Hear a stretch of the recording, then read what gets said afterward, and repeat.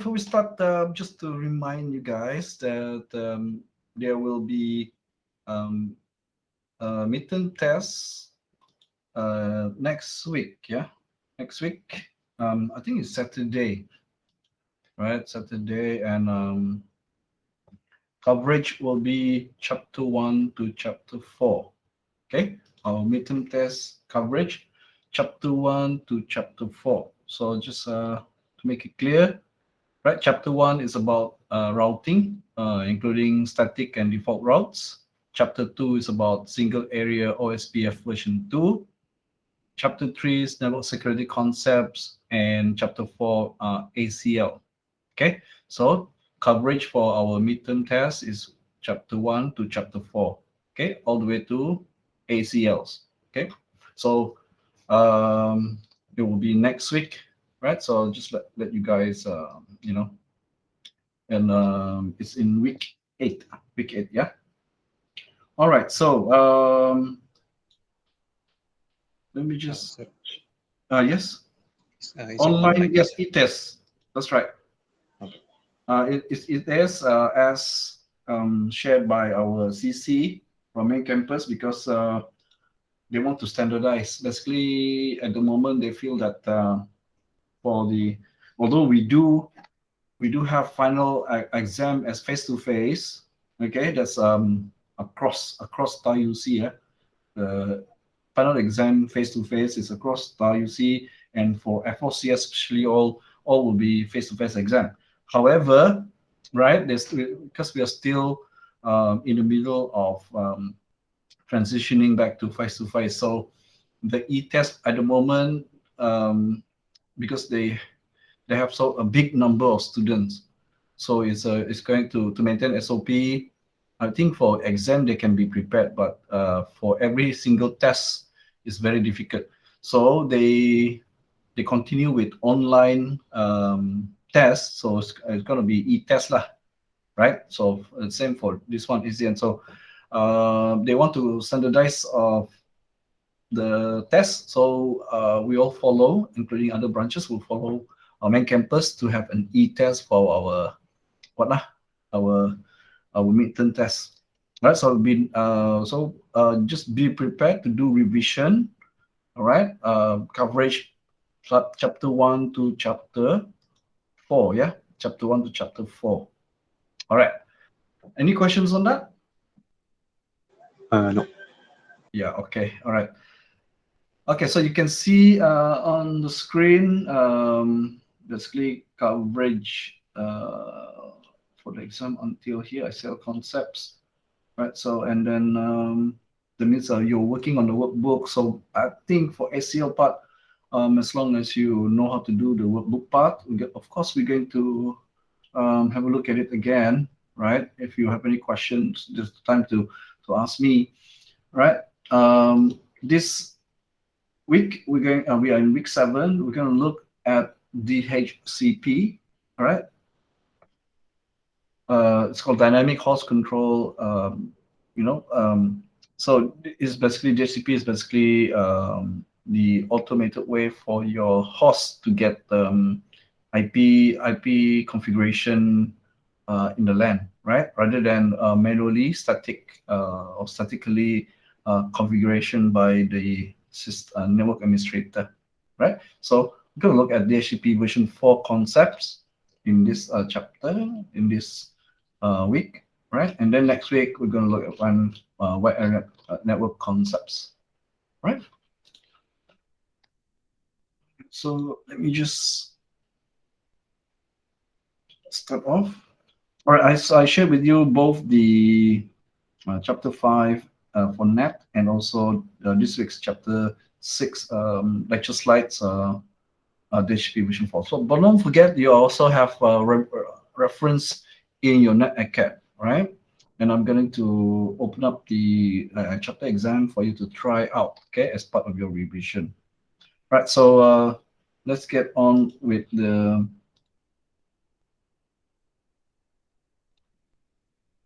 lecture.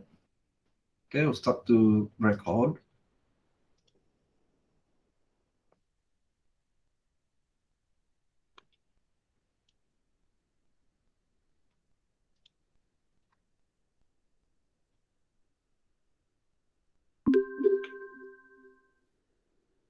All right. So in this topic, we have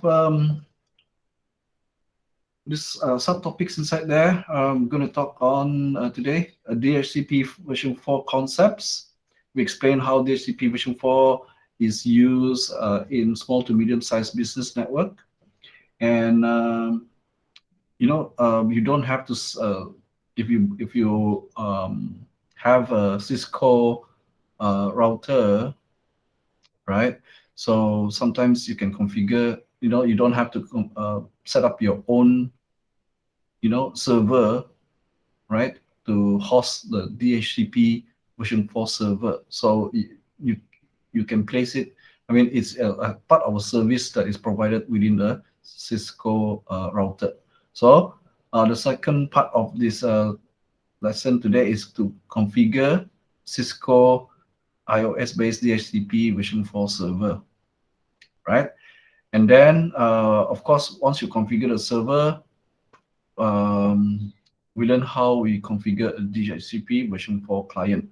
I think this third topic here is actually more familiarized to us because we've been doing it for our laptop and our portable devices. Portable devices usually we want to dynamically configure the IP addresses and etc. Because there's more to the configuration than just the IP address. Other things like DNS server and so on, and also the gateway address. But I think this is first time we look at configuring the server itself on the router, right? So we're going to look at that in the second topic.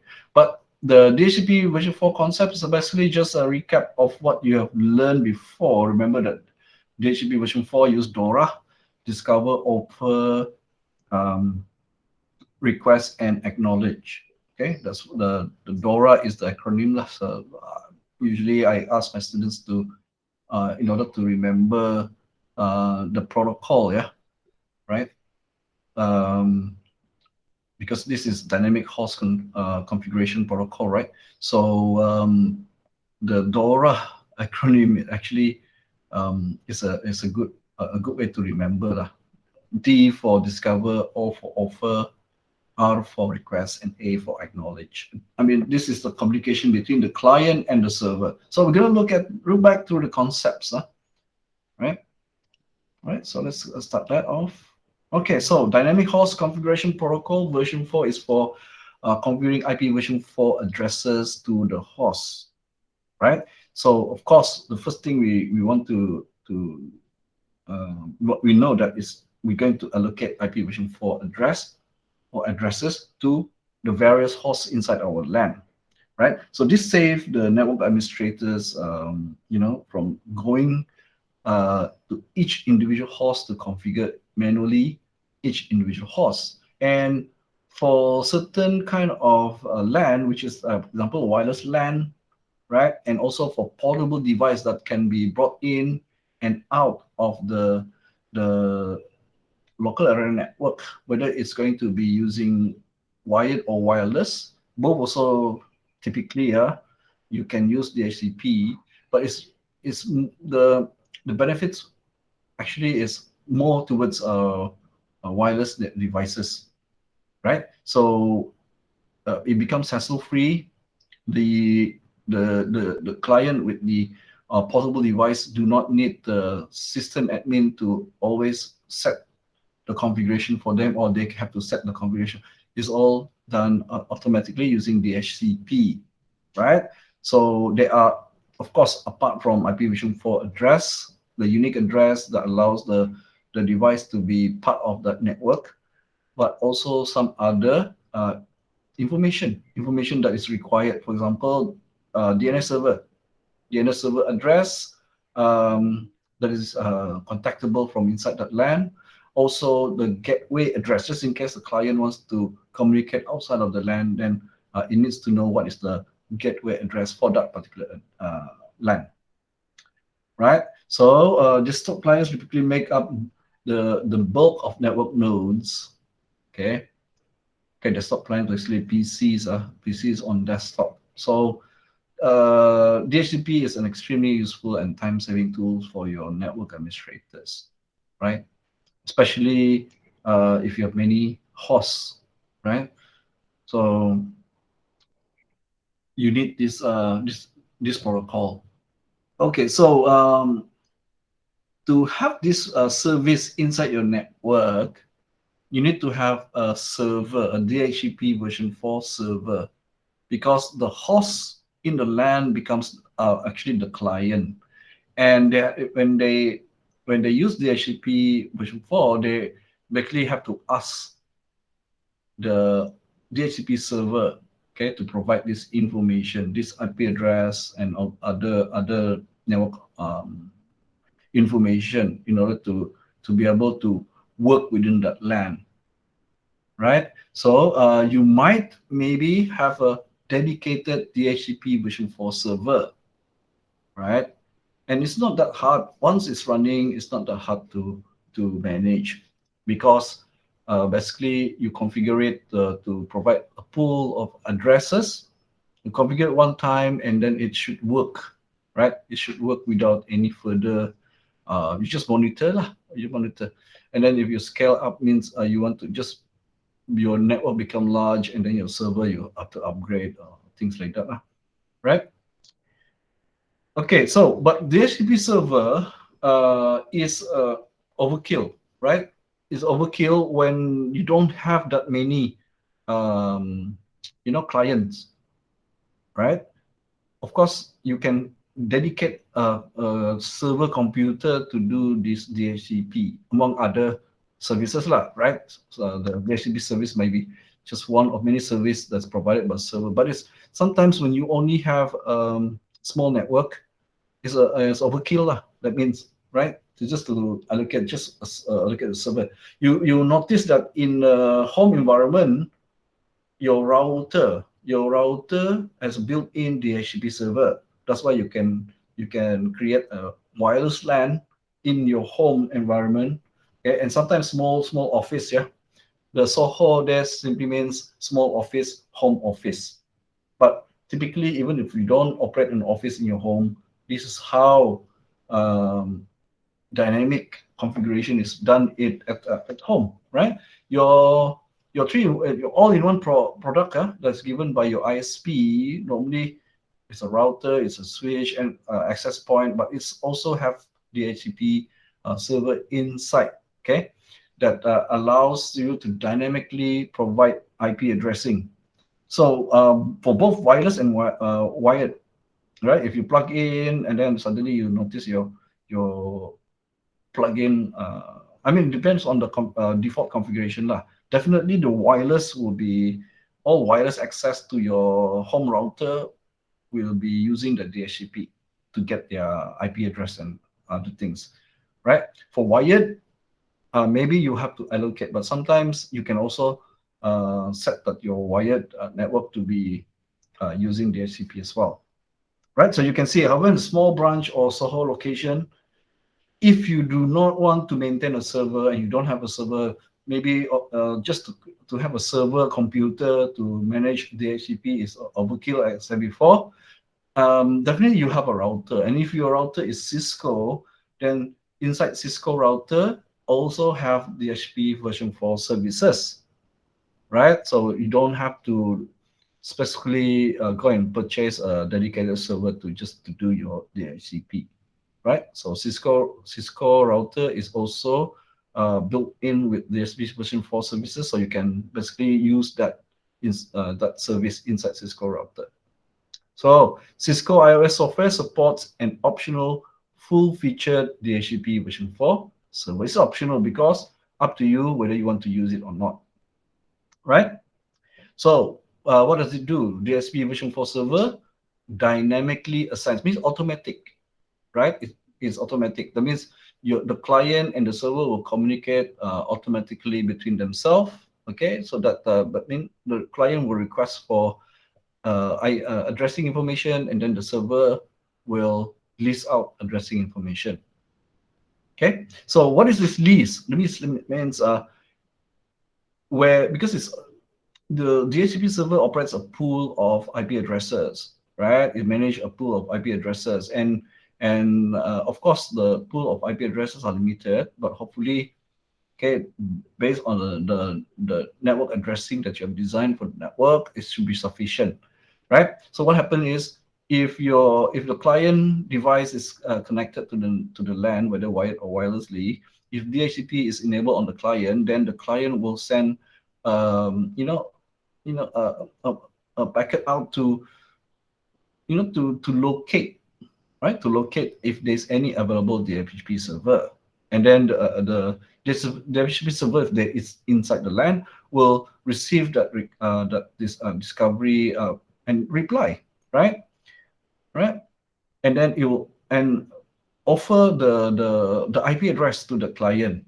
Okay, and then the client, if the client receive it and then okay, I want it. So that means the client actually saw the offer and yes, confirm request lah, right? Request for that, and then the server will then allocate that IP address to the client, and the client takes it, configure itself with the IP address and other information, and acknowledge, right?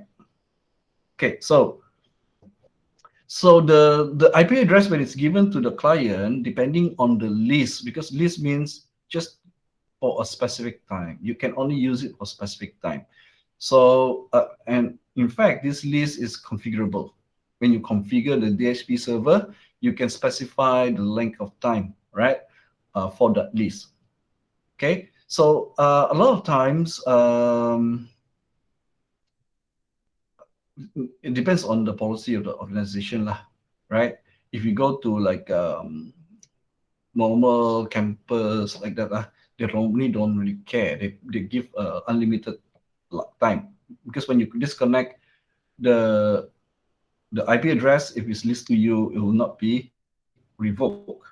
But sometimes because if you have more number of users, so you don't want the pool to be exhausted of IP address, then you provide a shorter list time. So maybe 24 hours. So after 24 hours, whether you're still connected or not, even if you can set shorter time now, right?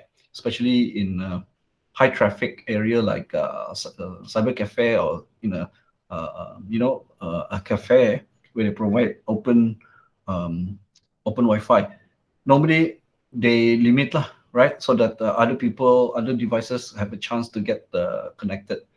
So it depends on the policy, right? The lease specify how long that IP address is allocated to you. Once the lease expire, right, then that IP address that's been allocated to you will be returned back to the pool, and you lose access. Okay, you lose access to because you don't have IP address anymore. You lose access to the network, but no problem. If you wish to continue, you can just uh, I mean, your NIC will just um, request again. Okay, request again, and you will be allocated. Now, you might be allocated with the same IP address or a different one. It depends on the state of that uh, IP address pool. Okay, right. So you can see here it says client lists the information from the server. It says information because it is IPv4, including DNS, all the other addresses. Very quickly, you can check this if you look into the NIC properties on your computer, and even in Packet Tracer, you can actually see that there are a few things that a few addresses that you have to put in, to key in, enter, apart from the unique IP address. All right. So those are all can be provided by the DHCP server, right? So like I say, the list is based on your policy. So when you configure the DHCP server, you can set it to be 24 hours, a day, a week, or more, or unlimited, right? Depends on you. When the list expires, if the client wish to continue be connected to that network, to that LAN, then the client must request. Okay, and then the DHCP server will provide the address again. May or may not be the same IP address. Okay. Says here typically reassign. But if there was a high number of requests, like in the cafe, you will not get the same IP address. Yeah. So DHCP works in a client server mode. When the client communicates with a DHCP version 4 server, the server assigns or lists the IP version 4 address. This is a successful uh, communication. Then the server will assign and list that IP address to your client. Once the IP address is listed to that client, that IP address, IP version 4 address, will not be available to other clients. So that means the pool, the list of available IP address in the pool will reduce. Okay, like I said earlier on, hopefully the network range that you are provided for that particular LAN, it should be enough to cater for clients, number of clients. Okay, so you as a network administrator need to know the context by which how many clients will be connected to your LAN at any one time. And this one you have to figure out, and so that you can know what network address you want to provide. So if you typically want a private address with 192, right? Of course, you only have between 1 to 254. So uh, minus gateway address, minus any other server fixed static address. Okay, the most you can get is between 1 to 254, basically, right? And if you, that means 254, it means minus 1 or 253, because you need at least one if you want to provide gateway address, isn't it? So the client connects to the network with the least IP version 4 address until the lease expires. When it expires, the client must contact the DHCP server again. Periodically means every time the lease expire, then contact. Since, and it's periodic because the lease time is always the same, unless the network administrator go and change it lah, right? Right. So this mechanism ensures that client that move or power off do not keep addresses that they no longer need. So just don't waste the IP address lah, right? When a list expires, the DHCP server returns the address to the pool where it can be reallocated as necessary. If the list is given to you 24 hours, even if power off, is still being leased to you for that period. What it means here is that if you don't set it to 24 hours, okay, after 24 hours, you may go away and then not come back, or you don't switch on your computer, then the IP address is wasted on a device that don't need it. So setting the list basically ensure that any IP address that's not needed anymore is returned back to the pool, so it can be leased to other clients. Right. So this is a recap from your fundamental computer networks, DORA. You can see the acronym there. DORA, discover, offer, request, acknowledgement. So the communication between client and server is always initiated by the client, because the client is the one that is needing the services, okay, from the server. So basically, discover is DHCP client connects to the LAN, is wondering, okay, I'm set to dynamically get the host configuration, the addresses. So I have to see whether there's any server out there, any DHCP server out there. So it's discover. So it sends out, okay, a message to find out if there's any DHCP server out there. If any DHCP server receive that message, then it will offer. Okay, it will offer an address to that client. And if the client agrees to that offer, the client will then issue a request. So if the server receives the request, then the server will allocate, okay, and acknowledge the client that, okay, I've given you this address. Why do we have to do this? Because you might have more than one DHCP server.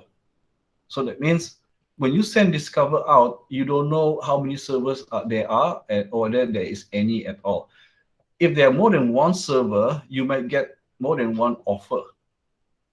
So it's up to you as a client to request from which server that you prefer, right? If you don't accept the offer, you don't request, which means there's no acknowledge, means the server will not know that you don't want, then it will decline lah, right? So you can choose which one. So, but if you only have one server, of course you still go through these steps, but definitely will request lah, okay, from that server because only one server, okay. The decision from the client happens when there are more than one offer. That means there are more than one server or DHCP server. Okay. Of course, if there's more than one DHCP server, you as a network administrator need to ensure there is no duplicate range, right? No duplicate range offered by two separate server, or else one server offer and clash. The IP address might clash. Okay.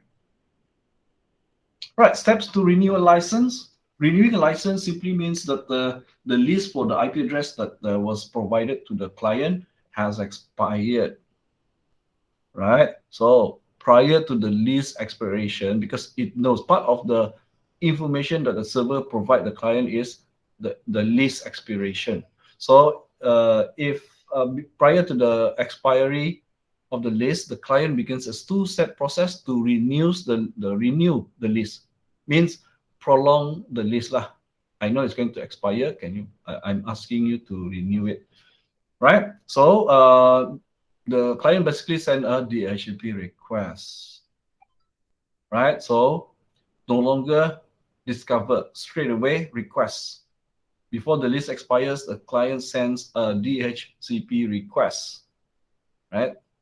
A request directly to the DHCP server. Okay.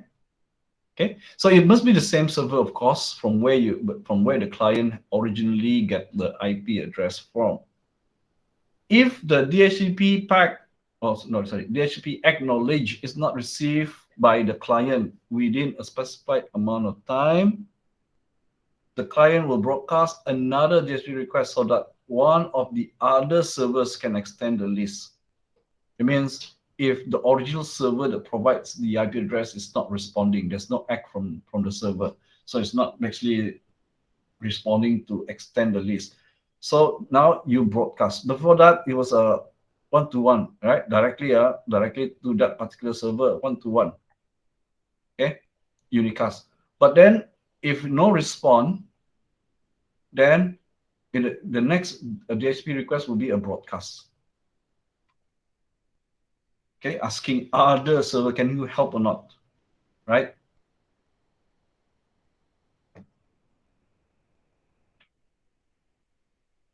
So you can see here, these messages, primarily the DHCP offer and the offer part and the DHCP can be sent as unicast directly to the client or broadcast.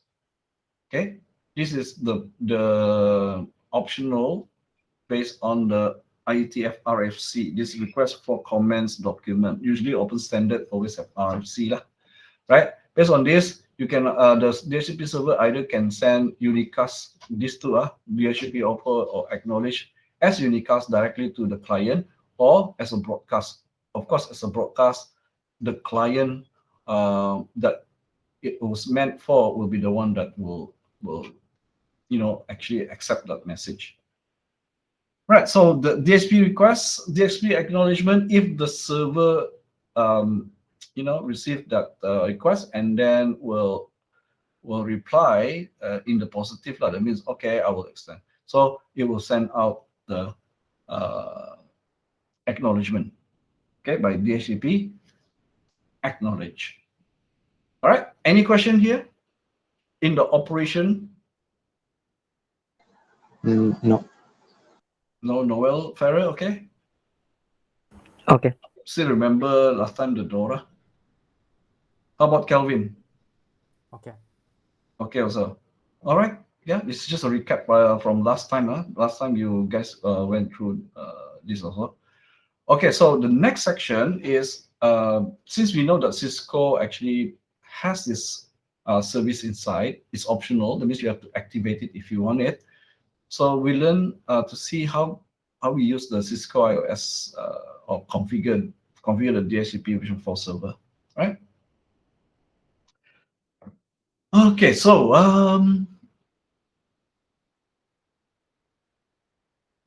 let's see. Okay, so here we have one router separating two LANs, and this DHCPv4 server can act as the DHCP server for both LAN.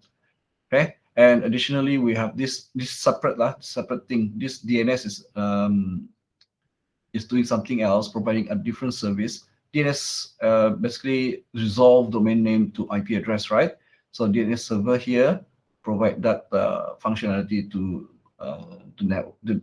either this network or this network. Okay, depending on if you set the DNS server in this network, in this PC as that, then yeah, it still can work. So DNS server actually doesn't have to be in the same LAN, but DHCP, yeah, okay, it needs to be accessible to inside the LAN for those PC to be able to use. Because remember,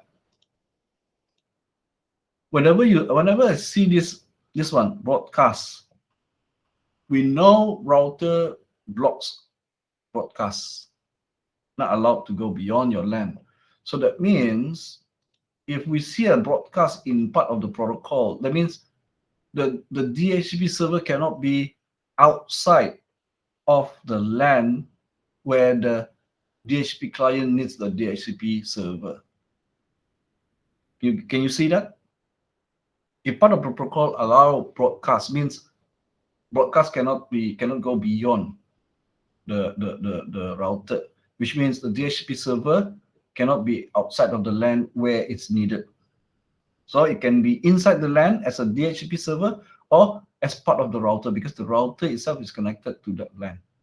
So in this configuration, this topology, you can see that the DHCP server is inside router 1, and since it's connected to this LAN and this LAN, so that means this DHCP server can provide the DHCP service to both network. Okay? So the thing is, the pool of IP address must be available for both network, because this range of address different from this range of address, the pool of the IP address available. Okay, but DNS server can work even outside of the LAN. That is why when you are setting up, you can set the IP address on DNS server that is provided outside of your own LAN. That means provided by Google, provided by ISP. They are all beyond your own router. So I'm just want to highlight this lah. So DNS server can be situated or located outside of your own LAN. You can still reach it to resolve domain name to IP address. Okay, you guys are okay with that? Okay. Okay. Okay. All right. Okay, so we continue.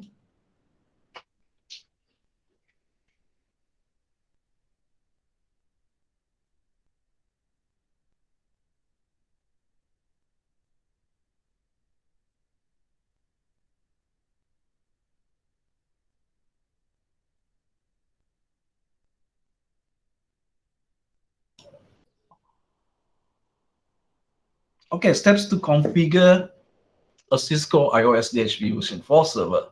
So these are the steps. Okay, we just follow this lah, right? So step 1, exclude IP version 4 addresses. Right. So the thing is, sometimes we do need some statically configured device, simply because we want the IP address to be fixed. So one example will be IP address for gateway. Okay, for IP address for the gateway must be static. It must be manually configured and it must be permanent, because you don't want to keep on going to all the hosts to keep changing the gateway IP address whenever the IP address change. We want that to be fixed. Okay, another one will be like any shared server. So print server or printers that's connected directly to your LAN. Okay, in order for that service to be always available and you don't have to worry about going to each host to change the IP address of the print server or printer, right? Then you want to fix that. So there will be a range of addresses that will be static. So again, depending on how you design, okay, your allocation of the IPv4 address. So you need to identify which of the devices or service or interface that inside your network that must have static IP address. Then you have to also think about what is that IP address, which range, which IP address to allocate to which of these are statically. And these are the addresses that you want to exclude from the DHCP server IPv4 pool. Okay, because the pool is a range of address that the DHCP server will be allocating to requesting hosts or clients. So any IP address that you already say, okay, these IP addresses are fixed. I want to fix it to this particular device. Okay, I gave you the example just now, right? So those are the ones that you want to exclude. So you can exclude a single address or a range of addresses, okay, by specifying the low address and high address of the range. Okay, so you can see here, as I mentioned, excluded addresses should be those addresses that are assigned to routers. That means, gateway address lah, right? The interface that is the gateway interface, right? Servers, okay, you might have servers, database server, file server, print server, or directly connected printers. That some printers can connect directly or the wired or wirelessly to your LAN, so that it becomes a shared printer, or any other devices, okay, that you want to be manually or statically configured with an IP address. You don't want the IP address to change, so that it's easily fixed and available to other devices. And you can enter this command multiple times. The syntax of the command to exclude IPv4 address is IP DHCP excluded address, low address, and then optional high address. Okay, once you exclude those address, then you know what are address that you can define for the pool, right? So start step 2. First of all, give your pool, your IP address pool, a name, right? So you do IP DHCP pool and the pool name you want to give, right? And then once you type this, you immediately from the global config terminal configure globally into a specific DHCP config. So you basically enter into a DHCP configuration mode. Okay, you can see your prompt will change to DHCP config. This you will enter this the moment you enter this one, right? You type this IP DHCP pool and provide the pool name, then you enter DHCP config. Okay, so far so good. Okay, yeah. Okay. Okay. Right? Okay, so step 3. Next step after that is to configure the pool itself.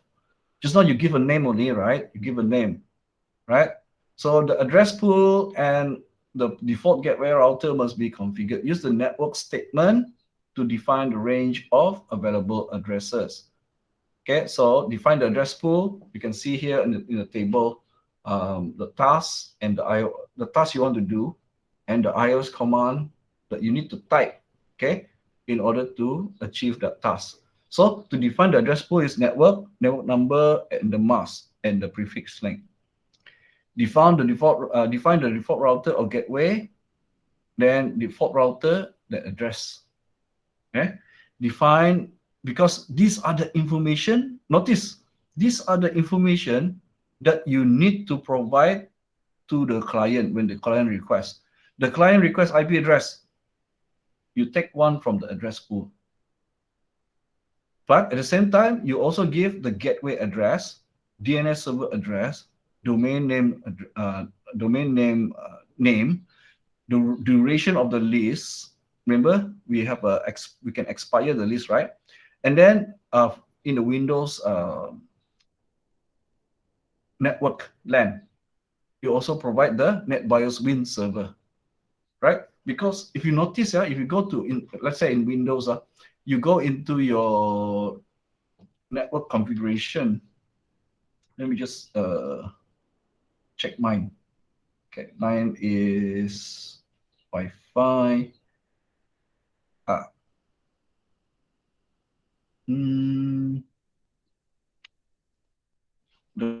The older ones basically better. Let me just see.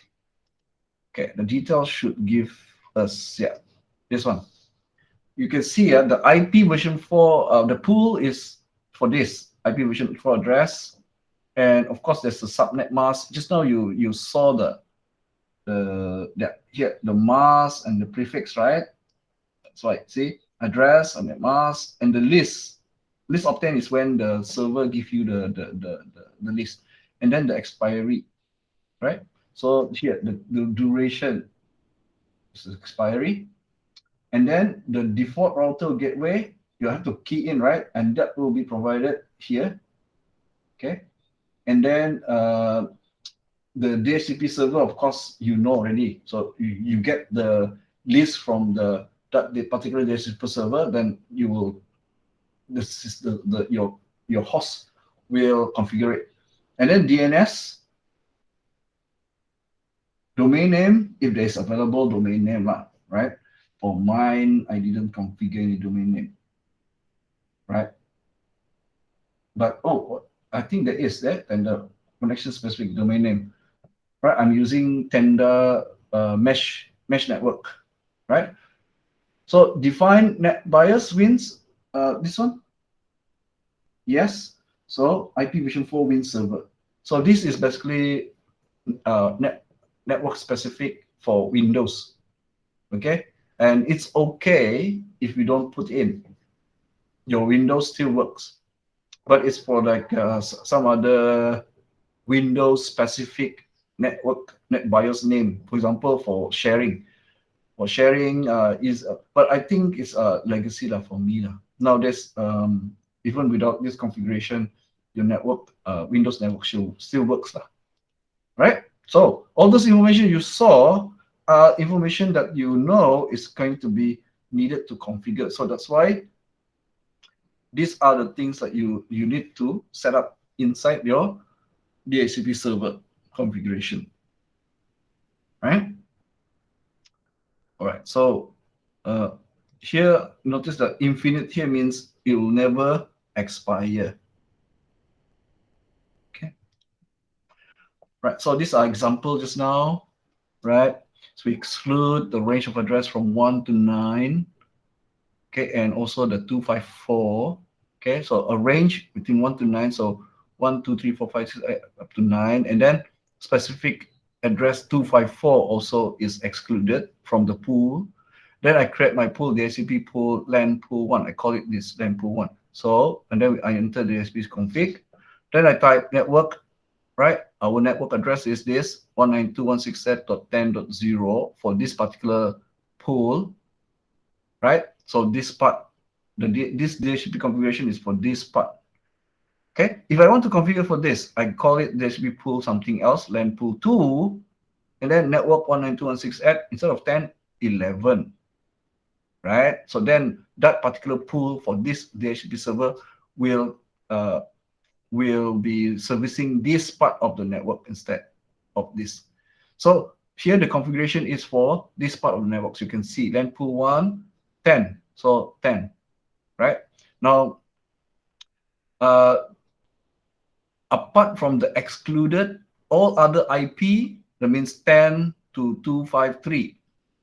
10 to 253 will be part of the pool. Okay, default router, that means here .1, you can see there .1.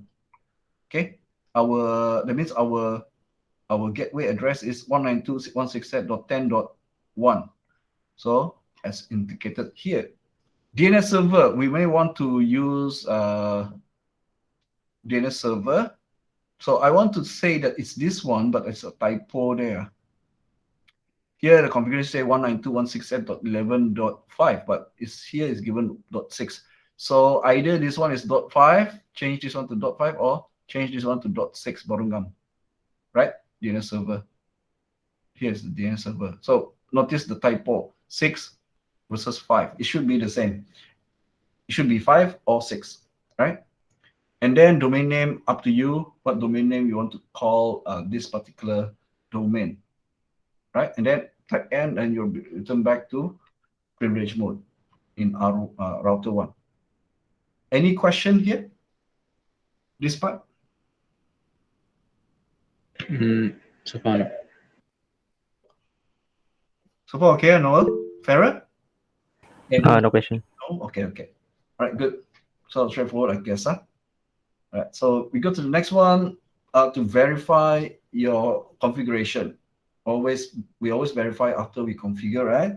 To ensure that it's running properly. So these are the commands that you can type out, iOS commands you can type out to view the information. So then you can check those information against what you configured, whether it's is correct or not. So show running config, filter by section on DHCP. So it's only show the DHCP commands configured on that router, right? And then show IP DHCP binding. Now binding means which IP address already bound to a client, okay? And the client is identified by its MAC address because it's in the LAN. MAC address is unique to that particular host. So when we bind IP address, we bind to the MAC address of the host. So when we list, okay, the DHCP lists the IP version 4 address to a particular host, the information is stored in the DHCP server to say that, okay, this IP version 4 address I've already allocated to that host. And how does it identify that host? By that host MAC address. So when you show IP DHCP binding, it will show you all the host MAC address that is bound to that particular IP address. That means the IP address listed, okay, is already assigned to those hosts with their MAC address to identify them. This one okay, yeah? Okay. Yeah, okay. Okay. And then the third one is show IP DHCP server statistics. This one is the statistics to show the exchange of information between the client and the DHCP server. So you can see here messages that have been sent and received. These are communication between your DHCP server and the clients.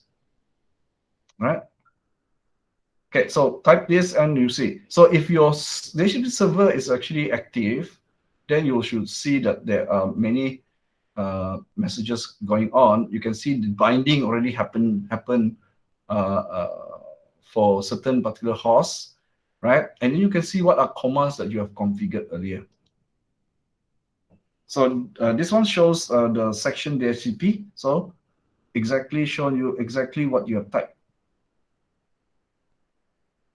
Right? So you can then compare what you type. This is to check whether you have any typo errors or the addresses are correct or not. Okay. Then the next address that you can do is show IP DHCP binding. So you see that for this particular IP address is already the first IP address because we reserved the 129 and 254. So 10 is the first available IP address from the pool. And we see that it's already been allocated to this particular MAC address. When you can, I don't see when here, but it says list expiry at that particular date and time. Okay, so it's active, and it's from the interface gigabit 000. That means a message request come from there, acknowledge come from there, from that particular interface. Okay, so only one is bound has been bound, yeah. So as time progresses, you will see more and more IP address being allocated. and bound to the particular host. Right, the third message was show IP DHCP server statistics. So you can see the statistic here, automatic bindings, address pools, one use automatic bindings, two, and the messages. Remember Dora that has been gone through lah, right? Okay. So we verify that DHCP version 4 is operational. Basically, if it's operational, you can test from your client, from your host. Okay, because you basically put your host in DHCP mode, dynamic mode. Okay, change from static to dynamic, and when you change to dynamic, click OK, the DORA starts operating. Okay, then you should wait few 1 or 2 seconds, 3 seconds like that. Should be shorter if your network is small and quick. Then at the command line, command prompt, you type ipconfig all, right? ipconfig all will show you, if just ipconfig will just show you a brief info. If you want to see all other information, then type ipconfig/all, and then you'll see all the information that was entered in DHCP server should also be reproduced here. But of course, this one, 192.168.10.10 should match with the bound IP address, and the physical address that's got this IP version 4 address should be the same as what is bound in the DHCP server. Just to make sure, to check, right? Because this address is being bound to this MAC address, and this binding is also stored in the DHCP server, right?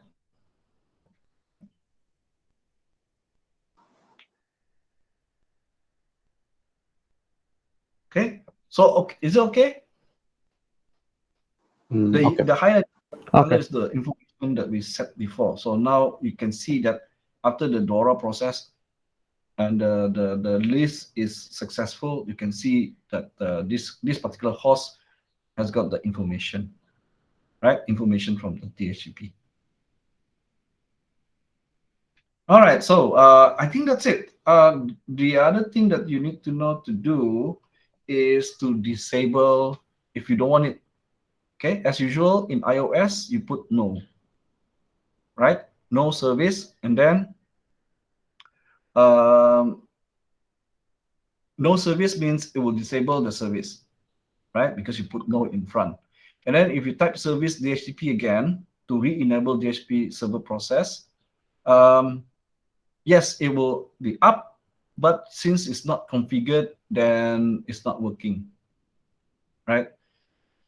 Even though this one to disable the service, this one to enable back the service. But once you do this, all the configuration for the DHCP server is gone. So that means if it's not configured, even though it's up, the service is up, it has no effect because it's not configured. Therefore, it cannot perform its job as a DHCP server. Right? So, okay, please take note. Clearing the DHCP binding. What is the clearing the DHCP binding? The binding is what is IP address allocated to which host. If you clear that, okay, either or you purposely clear that, or you stop your DHCP and restart your DHCP service, then you might find that some of the hosts might result in getting an IP address that was previously allocated. Because the previously allocated IP address, the host that did not know that you have reset the DHCP service, yeah. Therefore, it's still holding on to that particular IP address, and since the lease has not expired, so it's not requesting a change in the right? It's still holding on to the previously allocated IP address, right? But when you reset your DHCP server binding, then the IP address binding is gone, meaning if any other host request, the DHCP server might allocate the same IP address that was still hold on to by other hosts, then there will be a duplicate, right? And if you are using Windows in the LAN, Windows can detect duplicate IP address.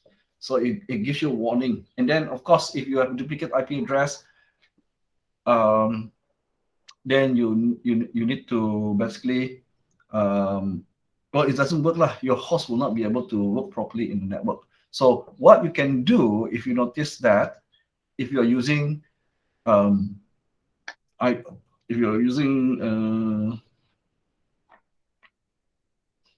if you're using command prompt, right? Let me just right. So ipconfig all shows you all, right? Oops, ipconfig shows you all, right? But ipconfig has got other parameters. Okay, so you can force renew if you find that because maybe some changes in the DHCP server, so maybe your IP address information is stale, is out of date. So all you can do is just release or renew. Not renew, release. Release, that means you will reset, and then it will renew means you will ask for a new one. So then the DHCP will give you a new address, then it will get rid of the duplicate IP address. But usually this doesn't happen if you, as a system or network administrator, do not go and reset the the service. Okay, so far so good. Okay. All right, so let's move on to something called DHCP version 4 relay. Okay, so it says here, in a complex hierarchical network, enterprise servers are usually located centrally. These servers may provide, so that server, that means your network is large. So instead of relying on your router to provide your DHCP service, you want to use a dedicated server like this in this case. Why? Because router is doing forwarding all this routing process. Okay, and when you activate the DHCP server, means it has to divide its processing time to also cater for DHCP service. In a small network, that's no problem. The processor maybe can cope. But if you have a larger network, especially in complex network, enterprise network, larger network, your router might be overburdened, right? So in that case, you want to leave the router to do the routing job, and maybe disable your DHCP server on the router and provide DHCP service in a dedicated server. But the thing is, because your network is so large, then you have multiple networks separated by routers. You don't want to have too many DHCP server, or you don't want to have DHCP server in each LAN. Okay, so you might provide a DHCP server, but then it's in a different network. Okay, maybe one segment of your network is where all your server resides. So maybe like in this example, my DHCP server and my DNS server resides in this particular LAN, but their service are requested by other LAN. Okay, so you might have apart from DHCP and DNS, you might have TFTP, FTP, etc., etc. Okay, so this means your network clients, for example, PC1, are not typically on the same subnet as those server. Recall that I said that DHCP server, in order for it to know about what, and it's because of the broadcast, it has to be in the same segment, or else you cannot. right? So you can see in order to locate servers and receive service, clients often use broadcast message, but broadcast message cannot go beyond router. See, you can see in this figure, example, PC1 is attempting to acquire IPv4 address from a DHCP server using a broadcast message, because recall the protocol allow broadcast. But R1 is not a DHCP server, so it cannot fulfill the DHCP request. Okay, and we know by now router stops broadcast. So that because remember the broadcast domain, router do not allow broadcast to go beyond the LAN where it was generated. So you can see R1 does not forward the broadcast. Since our DHCP server is another network, PC1 cannot receive the IP address, cannot then use the service from this DHCP server. Okay, so how? What do we do? So we need to do this DHCP relay message. So you can go into in this kind of scenario, you can go into the router 1 and configure relay DHCP version 4 service on this router, so that when it receives broadcast from for DHCP, right, it has to be broadcast. Why? Because the first time the PC connects to the network, it's basically it doesn't know where is the DHCP server, so it sends out discover. Discover means broadcast, right? It doesn't know is there any DHCP server, so I will broadcast. Hopefully one of the device in my network is a DHCP server, so a broadcast will be blocked by here, means it not reach here. But this is the server, this is the DHCP server that the PC1 needs to contact. So the only way is to relay any DHCP messages from this network into this network, so that this DHCP server will be able to reply.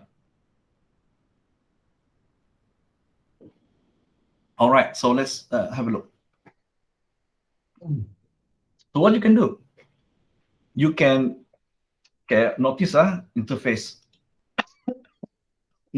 this circle. So that means the interface from the network that you want to relay, you must configure the relay here. Excuse me. Yeah. So that you can see there. Same interface, right? So go into the router, go into the global configuration, type the interface name, interface G000. When you are inside there, config interface already, right?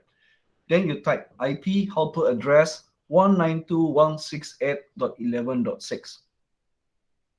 This one. The IP address of that DHCP server, right? It means you're asking the router to relay, to help, right? To relay any messages, DHCP messages to this server. The router, of course, no, because it's straddling those two segments, right? You can see you configure using IP helper address and the address interface configuration command. You cause R1 to or router 1 to relay any DHCP version 4 broadcast to that particular DHCP version 4 server. Right, as shown in example, the interface on R1 receiving the broadcast from PC1 is configured to relay DHCP version 4 address to the DHCP version 4 server at 11.6. I mean, that's the IP address here. Okay. Now, when R1 has been configured as the DHCP version 4 relay agent, it accepts broadcast requests for the DHCP version 4 service and then forwards those requests as a unicast. That means a direct. It basically changes the broadcast to a unicast. Because if it relay the broadcast as a broadcast, means it didn't stop the broadcast. You think about it. A router should block a broadcast because it does not propagate broadcast. So the relay here effectively changed the broadcast to a unicast. So that's allowed because you're not propagating the broadcast. You're transforming it's a relay. You transform the broadcast into a unicast specifically to that particular address, which is the address of the DHCP version 4 server, right? So to check whether you've configured this correctly, show IP interface G000 because you configured it in this interface, and it should show this in yellow. Helper address is, and that is the IP address version 4 for your DHCP server. Is that okay so far, everyone? Okay. All right. So Okay.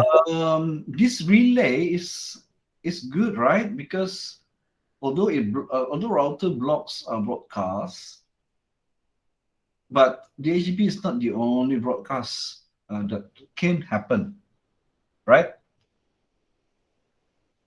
Right, and there may be other traffic that is limited to the LAN.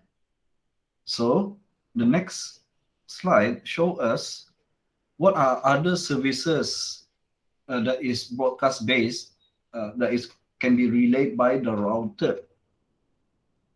Well, we have this UDP services. Time. So time is for time server, getting the time server to return. So that means you have a standardized time. Okay. If you set the time for all your computer to a particular time server so that all your time is synchronized, then you will use this time protocol. So time, 40 TechX, I'm not sure what's that. Okay, I have to check. Okay, it's not familiar to me. And then DNS, DHCP boot TP. Boot TP basically booting up from network. It's very similar to DHCP, but the request happen at boot up, and also this is used when your workstation booting up needs the booting up information. Yeah, last time you can boot up through network. That means it requests the boot up information from the boot TP server. But this is legacy. It used to be for thin client where the client do not have a lot of features, but now workstation, especially normal desktop PCs, just boot up locally. They don't need this anymore. So a combination of booting up locally and the DHCP. But last time, yes, you can boot up via network. Right, and TFTP is Trivial File Transfer Protocol. NetBIOS name and datagram services are basically part of the Windows network capability lah. Right?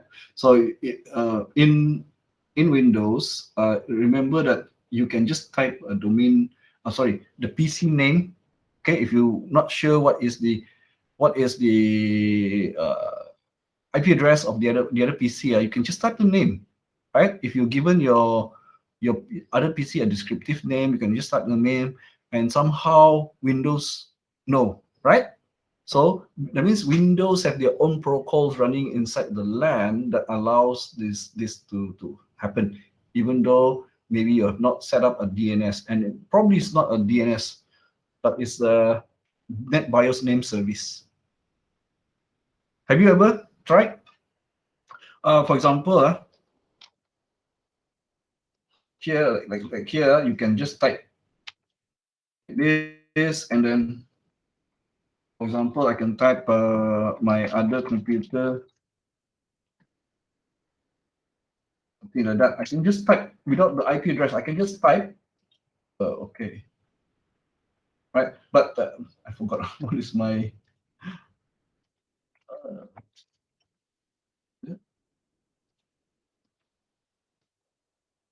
What is my name already? My other computer name. But you can see, you're supposed to type in the IP address, right? You're supposed to type in the IP address, and let me just check my. Yeah, it's supposed to be that. Oops.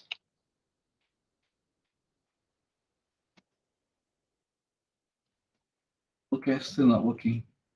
I don't have. I didn't specify. I think I didn't set it to connect. But you don't have to type the IP address. You're supposed to type IP address because that's how you recognize a host. But in Windows, yeah, since it knows it is but cannot access. I didn't specify the rights. But it's automatically translate for you. Okay. Now that happens when you do something like this. The name here means the name that you give, the name you give to your computer, right? So basically, it comes under this service, NetBIOS name service under Windows, right? So it can, that means broadcasting, but when it goes to the, if you allow it to be relayed in the router, then it can be relayed to another network. Well, of course, the broadcast will be converted into a unicast.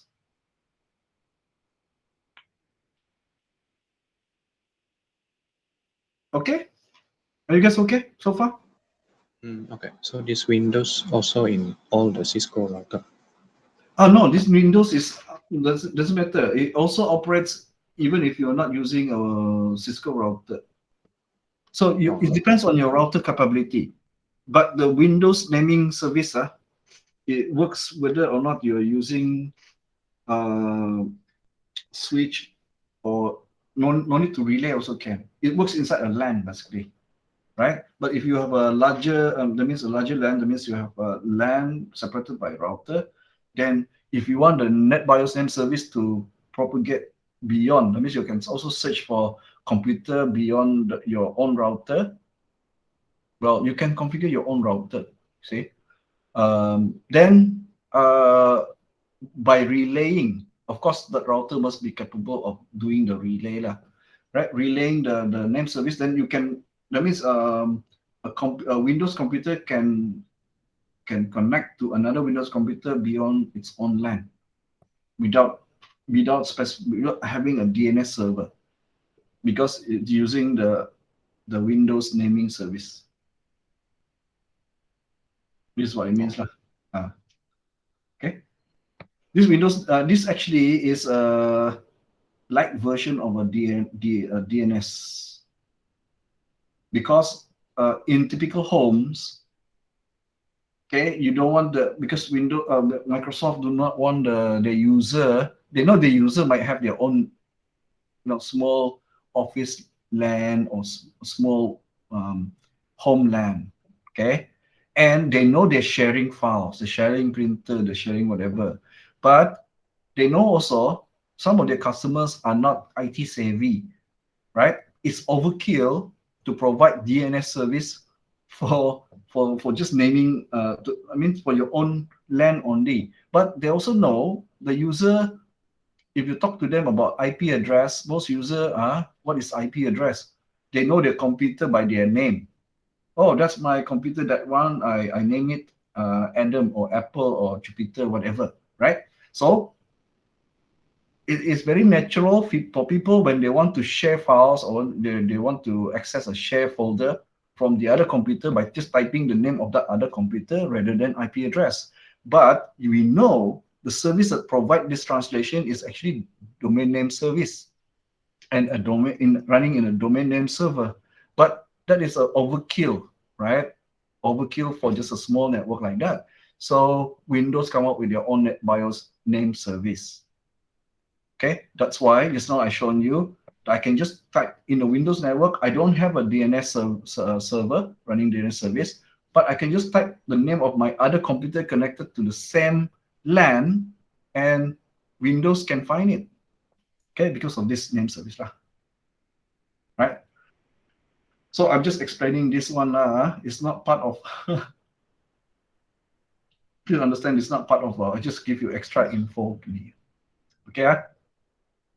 Well, of course, any of this you can find. This one I'm not too sure what is this. I forgot already. Can find out lah. Can find out about this one. But any of these services you can actually just Google. But just this is just to show you that we don't only a router. The Cisco router doesn't only relay DHCP broadcasts. and it's not relaying actual broadcast. It's just relaying the broadcast, converting to unicast, and directed directly to the DHCP server. Okay, to get beyond the limitation of router does not propagate broadcast. Okay, right. So packet tracer, we'll look at it tomorrow. Right. So now, final. I think final one. Let me just check. Yeah, this is the final topic. Basically, configuring a DHCP version 4 client. Now, DHCP version 4 client, I think most of us already already done for our own device. Okay. But what happens if it's not the host that you want to configure? You want the Cisco router to be as a DHCP version 4 client. So that means, in what scenario do you want this? Well, you might have access to a DHCP server through your ISP. In this instance, you can configure the Cisco router as a DHCP version 4 client, right? Because maybe you want to use your ISP's DHCP server, right? So your router at home needs to request your ISP for that IP address. Because most of us, when we purchase ISP's service, they are dynamic IP. Okay, you guys recall, if you want a static IP address from your ISP, you need to pay extra monthly, isn't it? You guys know about this? No. No, do you subscribe to any ISP? Yeah. Yeah. Now, if you did not pay, I mean, as part of your monthly payment to your ISP, if you look at the bill, you don't see any static IP payment. That means your IP is actually dynamic, right? Dynamic. It's given from a pool of IP address at your ISP. So that means your router that comes with the modem from your ISP needs to contact the ISP server to request for that IP address. Only if you pay extra, you get the static IP, then the DHCP server will give you that IP address, then you can fix it. Now, why consumer want IP address? Usually because they're running a service that they want to be able to access from outside, right? And then you couple that IP address, static IP address, with DNS, the domain name. You pay for domain name also. Then you can have your own server inside your so that you can access outside. So a lot of people do this actually. So one example, let's say you don't want to use Google's cloud. You don't want to use OneDrive. You want to have your own open cloud. You can download the software. And some people have home labs. Okay, that means their network are really, really good. Even though it's just home. Okay, they basically run their own network attached storage, NAS, right, with RAID system. Okay, they buy 10 terabyte, 10 terabyte, 16 terabyte, whatever, and then they have a pool of NAS drive. Okay, and the thing is, they use this as their own cloud. That means they operate their own cloud, right, with a high speed bandwidth. You can access it quite decent lah, right? Especially now with incoming 5G. Even with Astro, you can have up to 800 megabits per second, right? I'm not sure about the upload speed lah, because when you're accessing from outside, your upload speed will be crucial lah, right? But whatever it is, in order for your server, your own cloud, open cloud maybe, to be accessible outside, you want to be able to save, retrieve your document, whatever you store right, outside. Some people, they store their videos in there, and then they want to be able to access it on the move. So again, right? You need to have a static IP address, so it's more convenient to match with your domain name where you register with the domain name service, right? So you just type the domain name and then it goes to your IP address.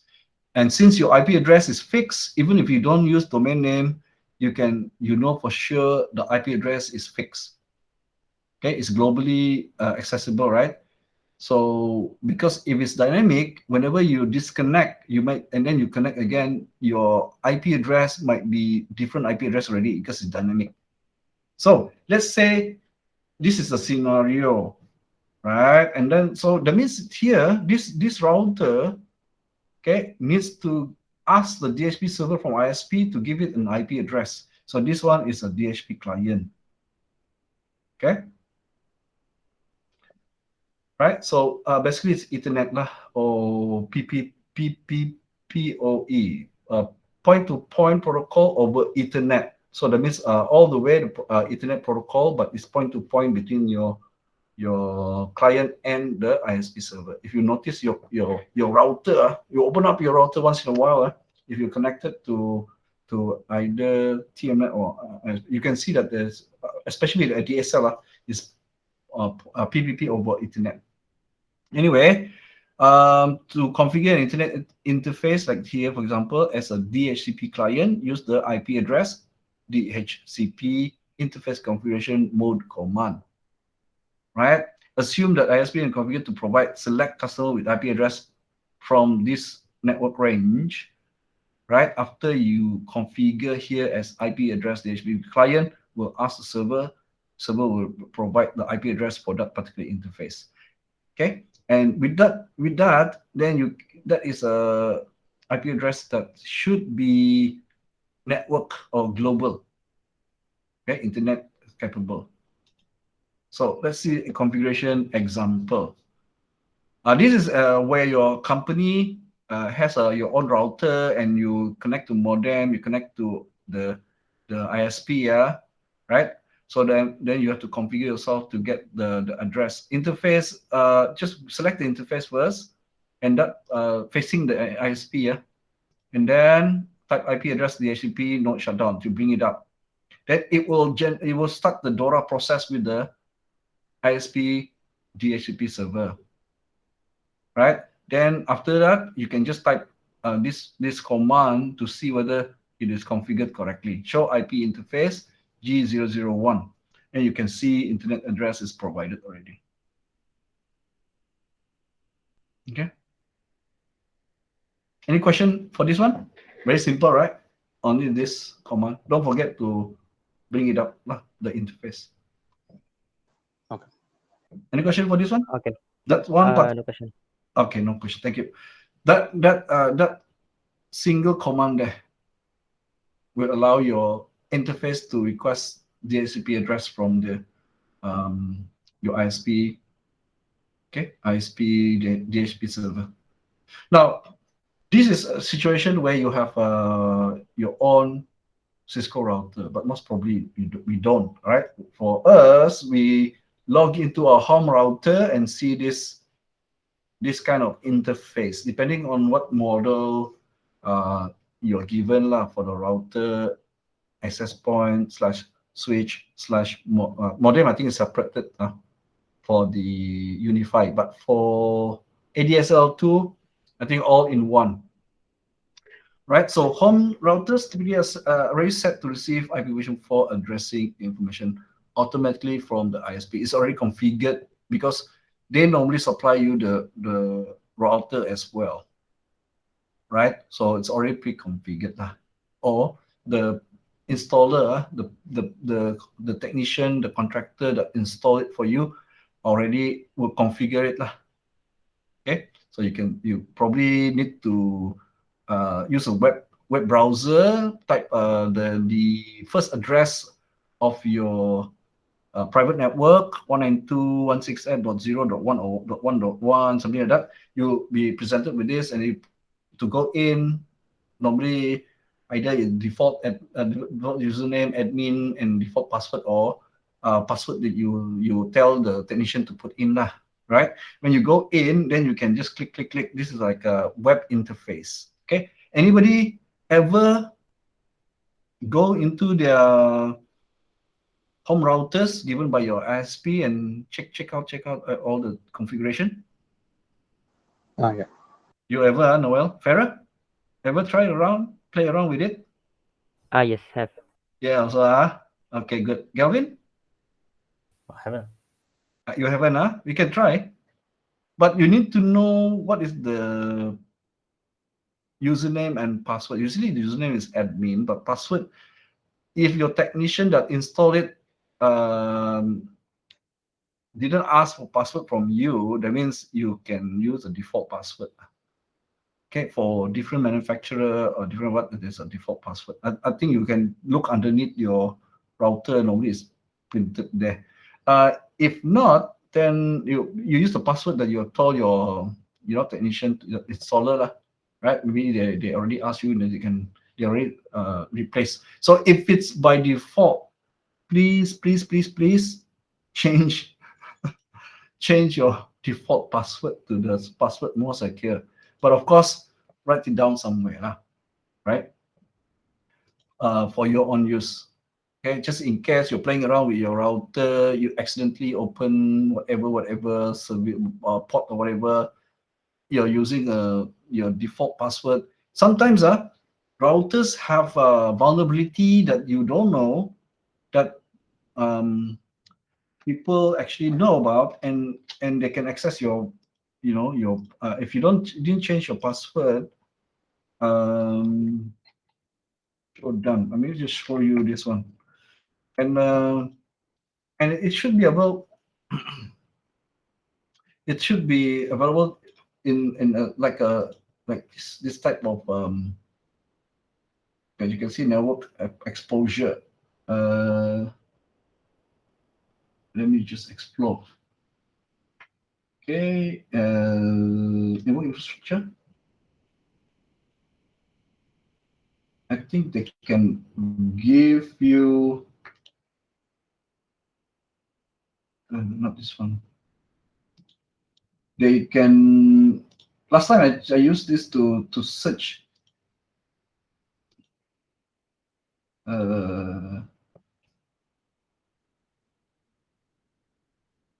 Yeah, you can search all the unprotected webcam lah or CCTV lah or whatever, and it's shortened. Is there any more demo? You can actually go in. I think search engine. Okay, so D-Link.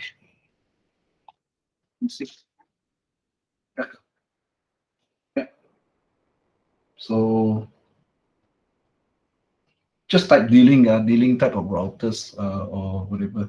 I already get many here, right? And also let's have Cisco.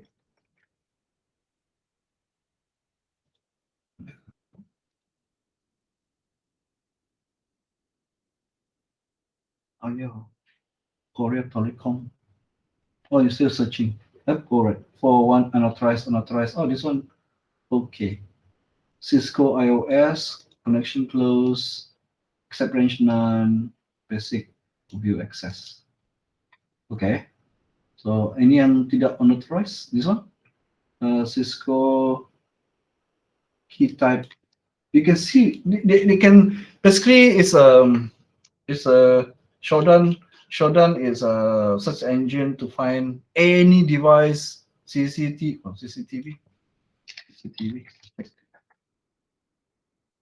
All right, so Sunriser CCTV. So what is this? Oh, okay, not like that. Just go there. Let me see. On Hikvision IP camera. Okay, open ports. So basically testing your vulnerability of certain network infrastructure device, like router, CCTV. Okay, so anyway, you can just try go to Shodan and try out, check it out. So my point is, if you have home router, okay, any CCTV, make sure you change the password to something more secure. All right, so that you don't, because default password is basically invitation to not even a normal hack, and not even a hacker. It's just maybe a software, a crawler that checks for vulnerability, then you're exposed. All right. So basically, you go into a web interface like this into your router, and then you can then click on the tab where you want to check the configuration up. So, but basically here under setup, you can see that DHCP is set up, right? So this is the way your router gets an IP address from your ISP, right? Any question?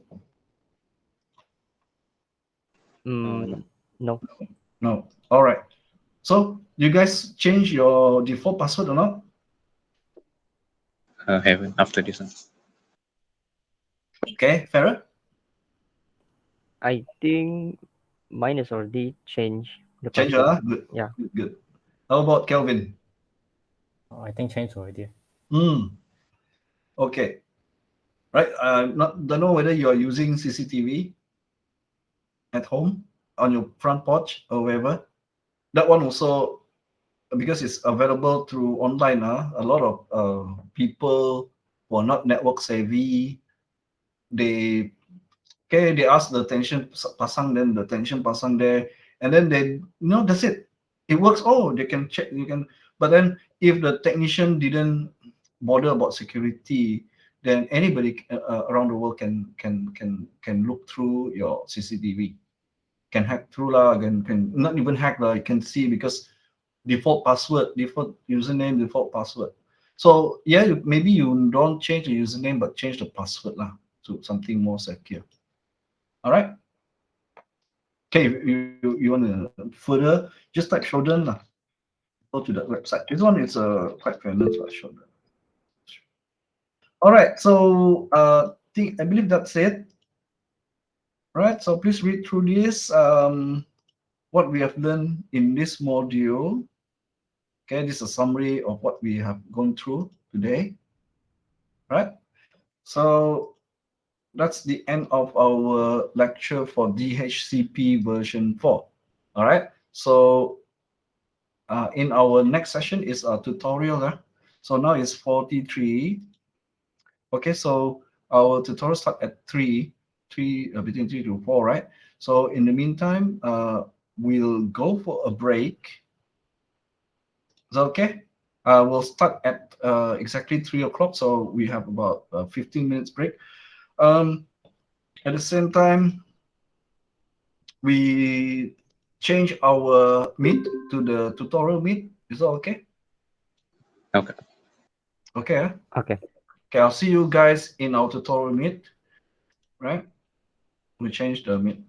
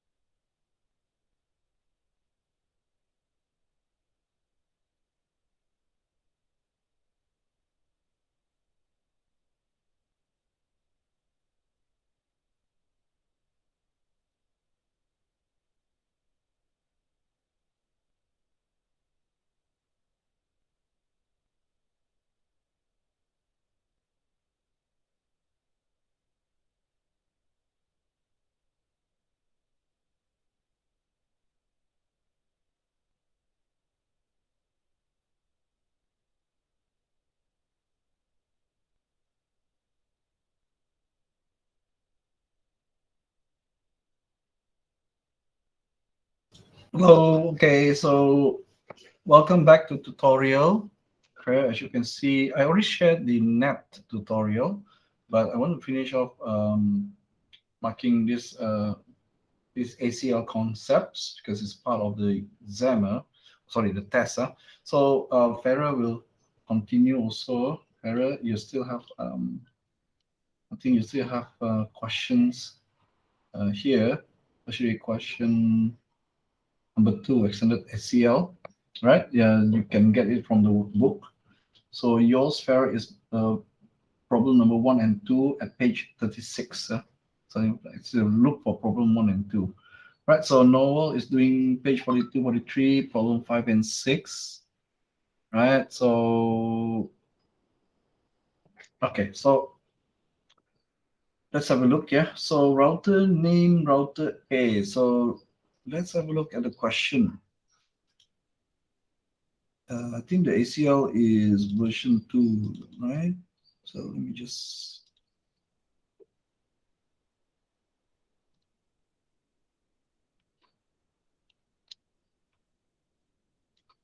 So question for page 42, 43. So let's just go straight to 42, 43. Go beyond already. 42, 43 is somewhere here. So question number 5, yeah? This one, right? Okay, so basically that's the network. I think so. Is this the one? Yeah. Yeah, this one, right? This is version 2, version 2. Hang on.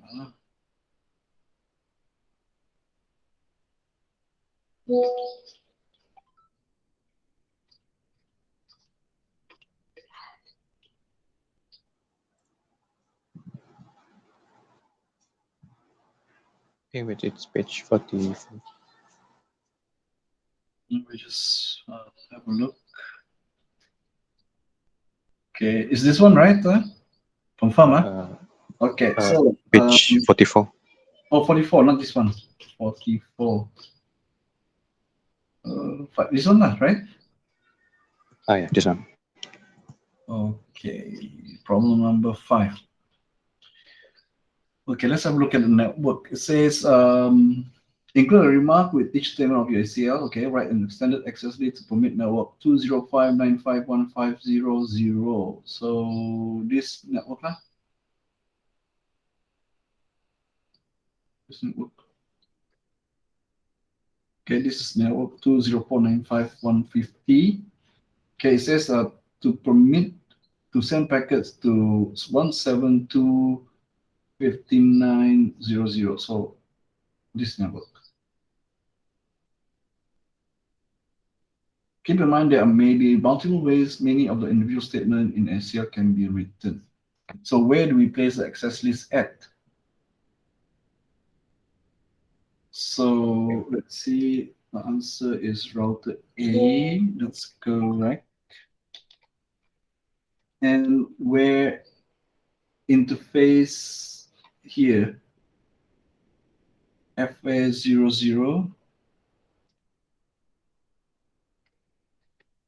access list, well, any access list number between 100 to 199 is okay.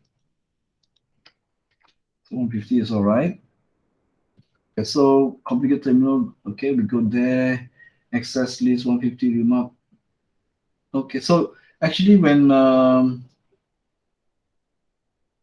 you can, yeah, you can write like this. No problem. Okay, but it depends like what you think is meaningful, right? So remark usually is a comment to basically tell yourself and other people when they look back through the permission, the access list, they know what you're trying to achieve. Okay, so basically this is just following what was given lah, right? What was given as in the instruction here, right? Okay, so and then access list we want to deny 204 this one, okay, with the wildcard to 210, this one. Okay, this one's correct. Then permit IP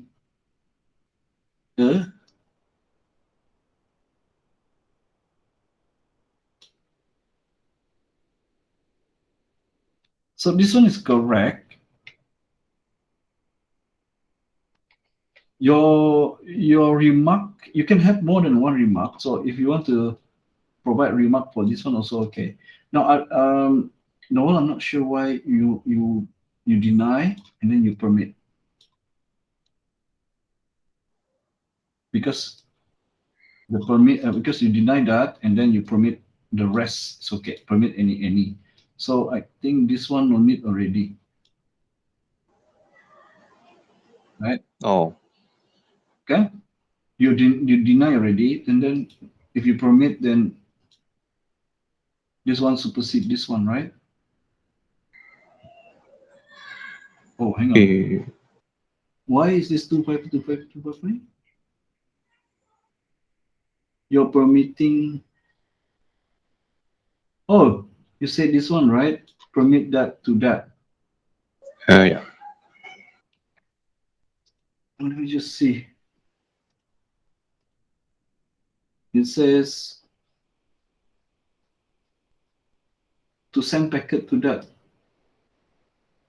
So you're basically permitting you're here SCL. So the traffic, the incoming is here, right? So you permit. Okay.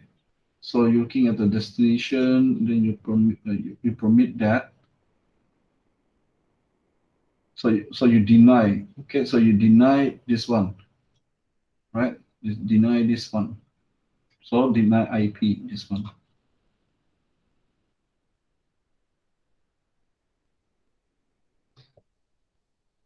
And then this one is to permit.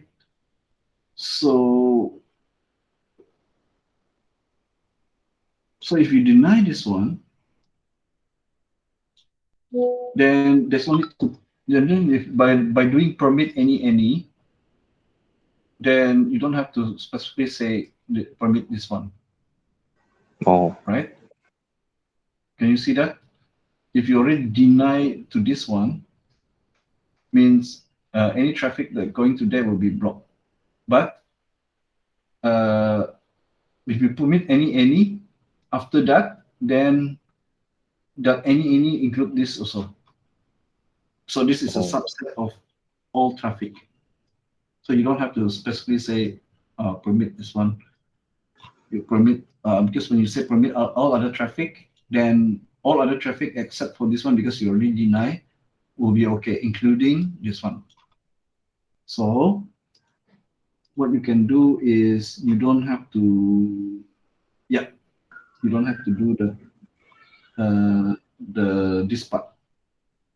but does the network still function as normal? Yeah. If you see you deny this part, so it's blocked, but then you permit any. So any plus 172 is also part of any. Oh, Okay? Because the requirement is to deny this one. Okay, not two. So deny this one, but permit this one, but also permit other traffic.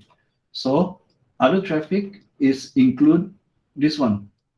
So other traffic maybe any means include this one except this one because you put the deny this one on top.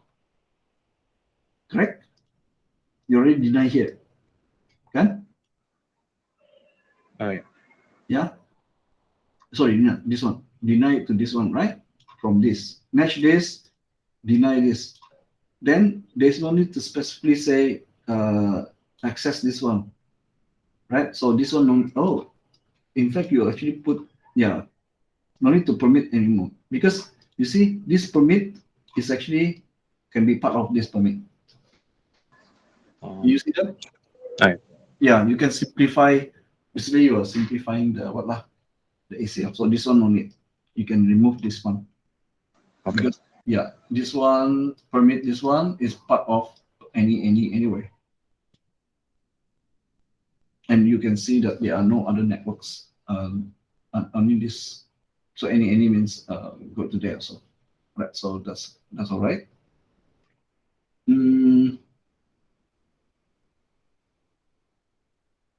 Okay, allow Farah to do first. Okay, so let's look at problem number 6. Problem number 6 is this next one, right? This one. So we're still working on the same problem. So it says here, write an extended list to allow Rachel's computer at 2014-95150. Okay. To receive information from 172 network. So from this network. Okay, Rachel's allowed to receive traffic from here. Deny all other hosts on this network, same as Rachel's network, access from 172. So any traffic from limits 172 cannot access this network, and then permit all other traffic. So where are we going to put the access list? So because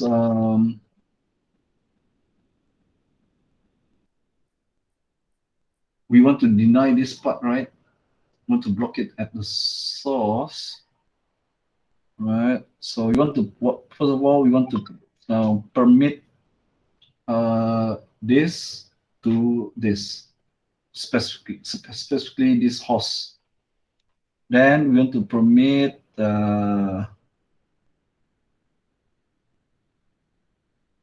this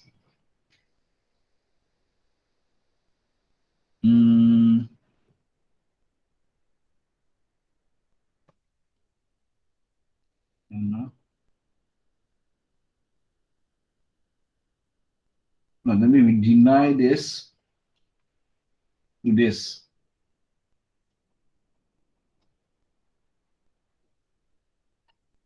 Right?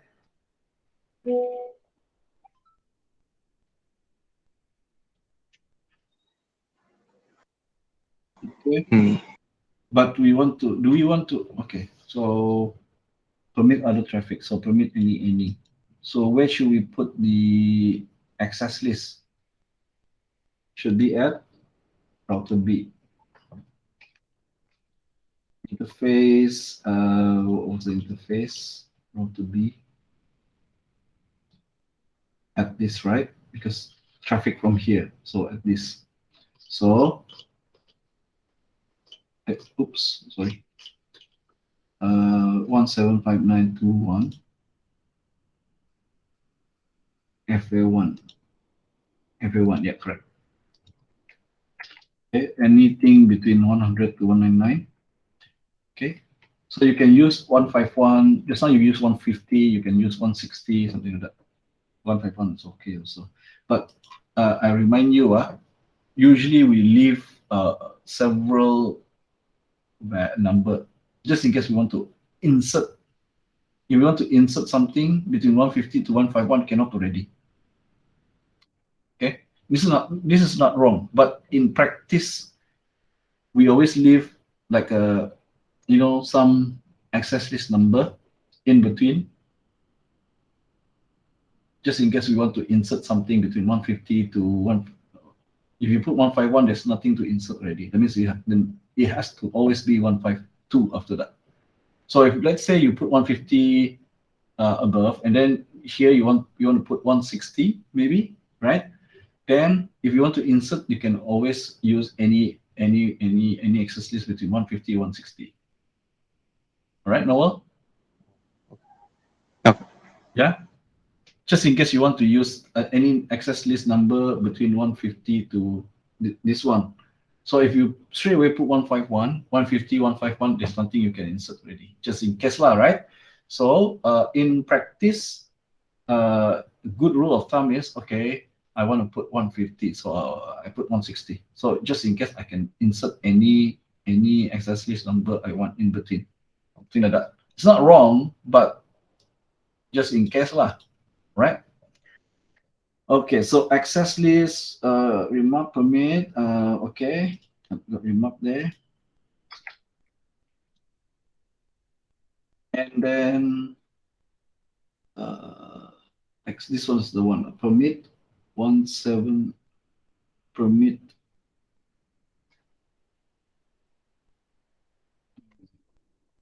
Hey, the permit one, do we need to put permit IP? Mm, Do we need which to one? put, here there's no, you didn't put permit IP, is that okay? Oh, I forgot. All right, so put in permit IP 172.59.0.0.0.0. Let me just see.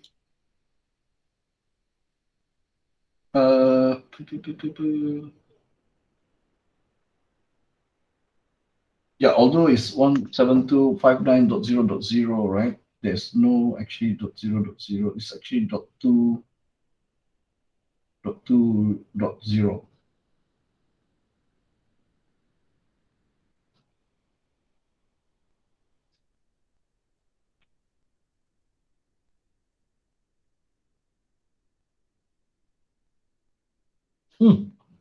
Sorry.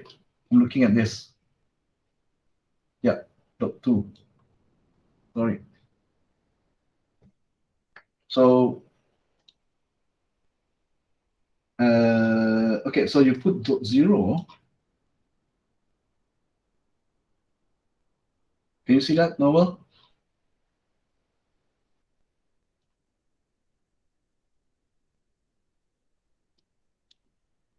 Can you change the 172.590 to like 2? Oh, Question. okay. And then host is correct. Host 204.10. Okay.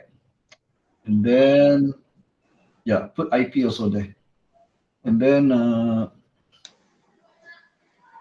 access list 151 deny IP, need to put deny IP and also permit IP. Deny IP 172, also that one also 2.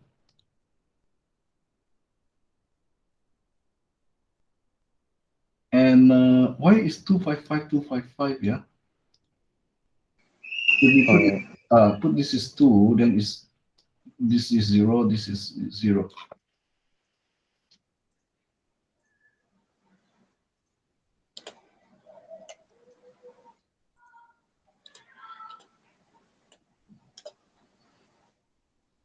Like that. Right, so and then we see here it says to 210.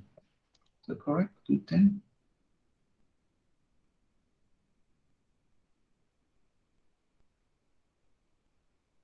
Where you get 210 from? Oh yeah, I was wondering myself. I think I misconfigured. Okay, so can you change that? I think it's 204, okay? Yeah. And the last one, permit any is okay.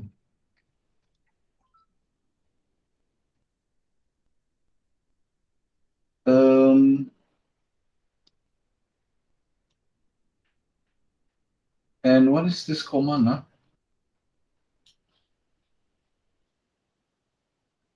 Oh, to specify which one is the inward and outward. Oh, in.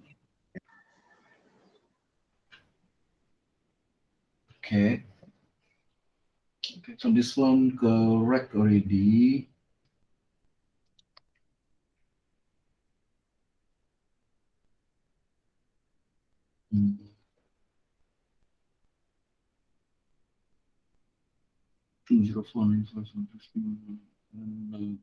So what's the wildcard here? Must exactly match, isn't it? Which one? This one, this one. Right. Put the wildcard so exactly match. But I already put the keyword host. Oh, yeah. Hot host already. Okay, so that's fine. Okay, and then deny IP 172.5. 00255 20495 00025. Okay, correct. All right.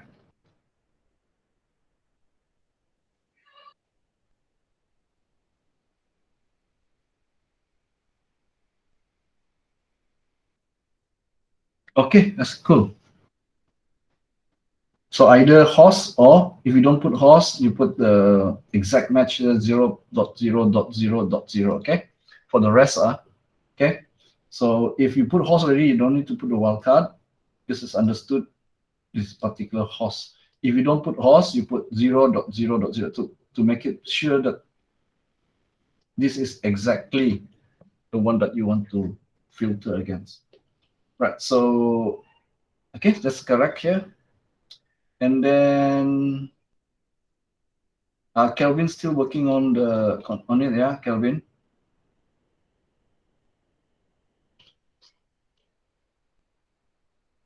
Okay, so fairer. This one also fairer to do. Okay. Kelvin still working on it. Page 48, 51.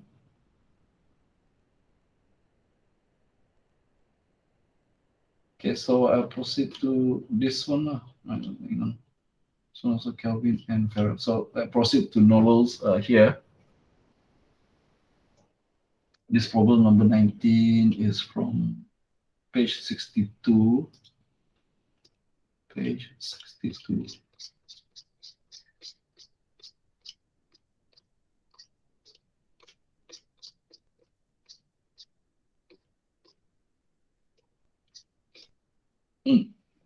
This one. Okay, so question number 19. Okay, 19 is this one.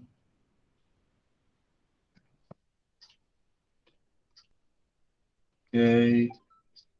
So include a remark as usual. Write an extended access list to permit TFTP. So this one is difference is in particular TFTP traffic must be there, so extended now. So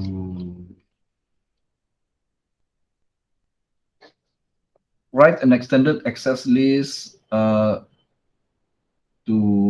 permit TFTP traffic from all hosts on the 192.168.15 network. So all this network here.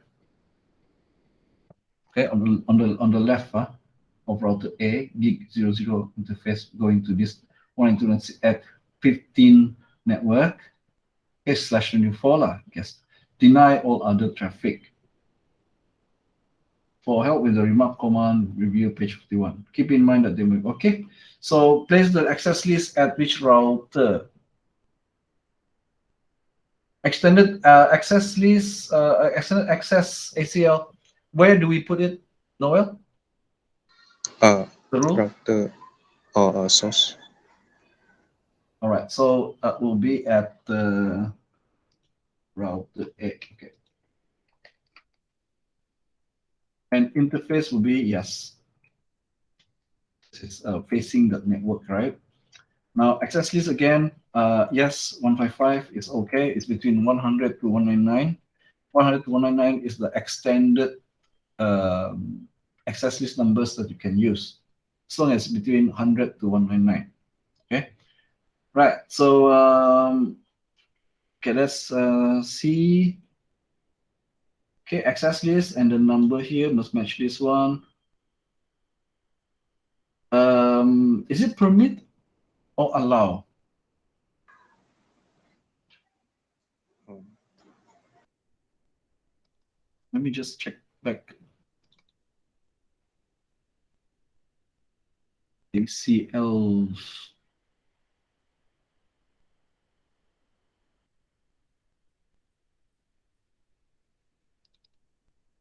Let me check back through. Extended ACL.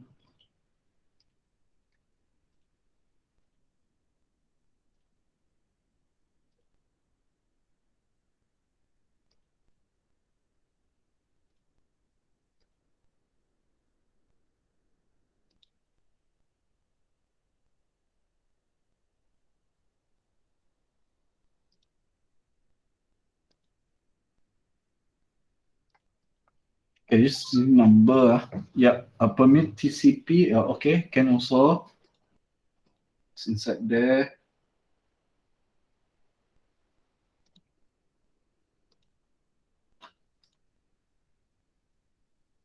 Permit TCP 192.168.15.0.0.0.0 255 any equal TFTP. All right, permit you TFTP is TCP or UDP, yeah? oh, I'm not sure.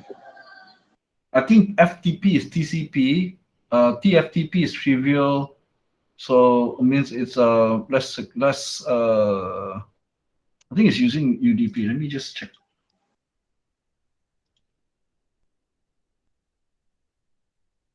TFTP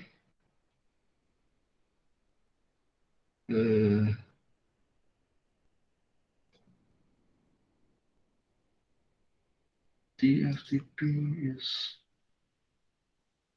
Oh, yeah, UPP. UDP, I think, oh.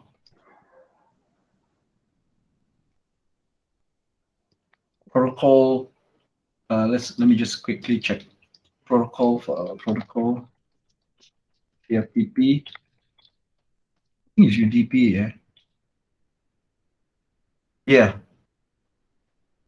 Just so Oh, UDP, yeah.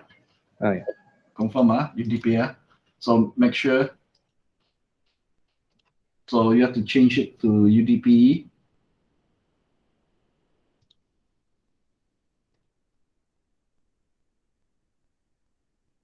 Any equal UDP.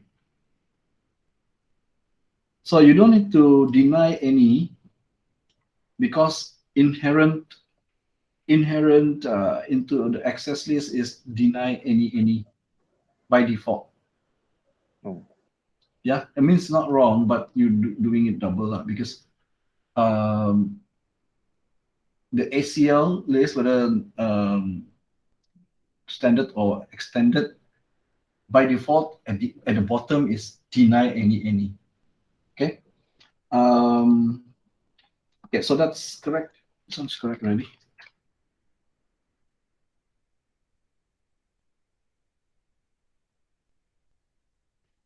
Okay, so next, 20, problem 20, yeah. So let's have a look at problem 20. Write an extended access list that permits web traffic from web server at this address to reach everyone on the network. Deny all other FP traffic going to the this address, this network address, and then deny this one from this network. Okay, so that means we want to block this so that it cannot go to this and this. 10 and 15. So 10 and 15, 10 and 10 and 15, 10 and 15 from 172.2550. And here lah, this network. This network cannot go here and here. We'll block that. But we want to permit only a web server. There's a web server. Yeah, here traffic from web server from this network. You can see 192 can reach the web server. 192.15 can reach the web server, but this network cannot reach this network. Okay, to block like that lah. Two side lah, and all right. So where do we place the access list? Let's see. We want to block. We want to permit web server, but we want to block IP traffic from here. So we want to block from IP traffic from here. That means the best place to block is at router B. So let's see. Let's see your answer. Router B, correct? So at the gig 01. Okay, gig 01 here. We'll block here. Okay, so access list 156. Okay, as long as between 100 to 199 because extended, that's okay. Right. So now just have a look at the access list. Access list 156 permit TCP.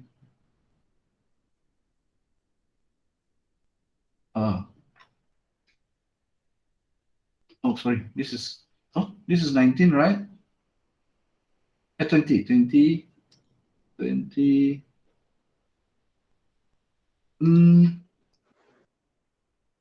20 says here web traffic or web server traffic. Oh, so we need to add in. Yeah, you need your permit here need to be the equal what? So first of all, permit what? So web traffic uses what protocol? TCP or UDP? TCP. Yep, TCP, and then this is well, you can do this. If you don't put this one, can be host. Okay, yeah, put TCP there. Oh.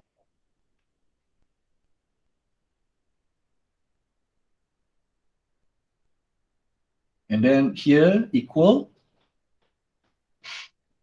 to represent www is equal what port? www equal using what port? Yeah, you can use www, or you can use port equal port 80 lah. 80 lah, that means. Okay, so whichever lah. It's understood. 80 also can. So actually, you deny any and deny is a subset of the implicit deny any, right? Noel? Yeah. So actually, yes, you can put this, but because both is part of, is a subset of the implicit. At the end of any ACL list, there's always that deny any. So whether you deny this or you deny this, is both covered. If you just leave, even if you don't put these two, the implicit deny any will deny it. Even though the destination is different. Yeah, because deny any will deny everything except what you permit here. Oh. Make sense or not? Because this one. there are deny and deny, and then implicit below here. Let me just give. This is implicit. Here the command is it will put in deny any. That's always a deny any here at the back at the bottom. So you can see even if I don't put this 2, because of this 2 is included in the any. Correct? Oh, I see. Yeah. So you can, it's not wrong, but then actually, even if you don't put the specific deny here, because of the implicit deny any here, it will still deny lah, even if you don't put there. So the key thing here is you focus on the permit, right? And or any deny will be denied. Oh, Deny any. Unless you start with permit all or permit, and you if you start with a permit range, right? And then within those range, there is a specific that you want to deny. Let's say you already permit a range, but inside that range you want to permit, sorry, you permit a range, yeah? You permit like the whole range of address, but inside that range, in fact, you want to deny one host or a specific range, which because it's already permitted, you cannot rely on the deny anymore, because the deny will deny anything outside of the permitted range. But what if inside the permitted range there's a one host or a specific range that needs to be denied? That will not be covered by any, because it's already part of the permitted range. Do you get what I mean, Noel? yeah. Huh? Let's say, imagine, I said A, okay, sorry, range D to G permit. And if the implicit deny here, deny any, even if you don't put, it's already a deny any here, means it deny A to ABC, A to B, and G to D, A, B, C, D, E, F, G, H to Z. The deny any will deny the rest. But what happens if inside D to G, I want to deny F, because F is not part of this anymore. So if you want to, then I can say deny F. Or D, E, F, G, right? I deny E, F. Let's say I want to deny the range E and F. So I have to put the deny here. But if the deny is, let's say I want to deny A to B. Sorry, B.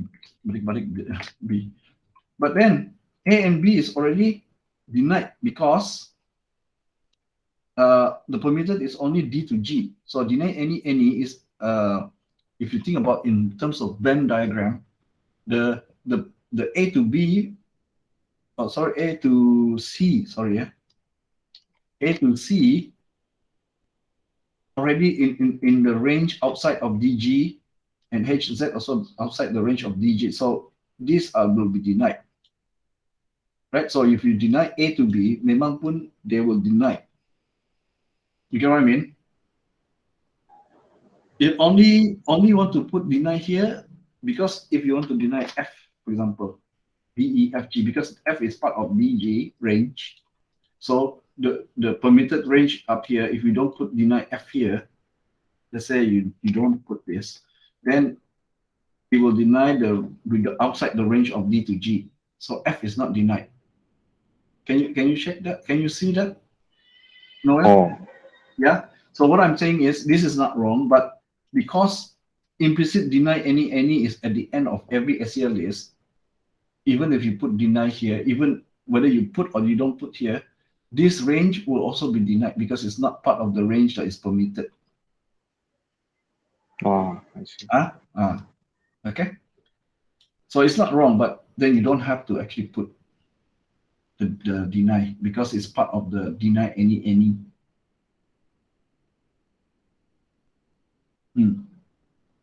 Okay.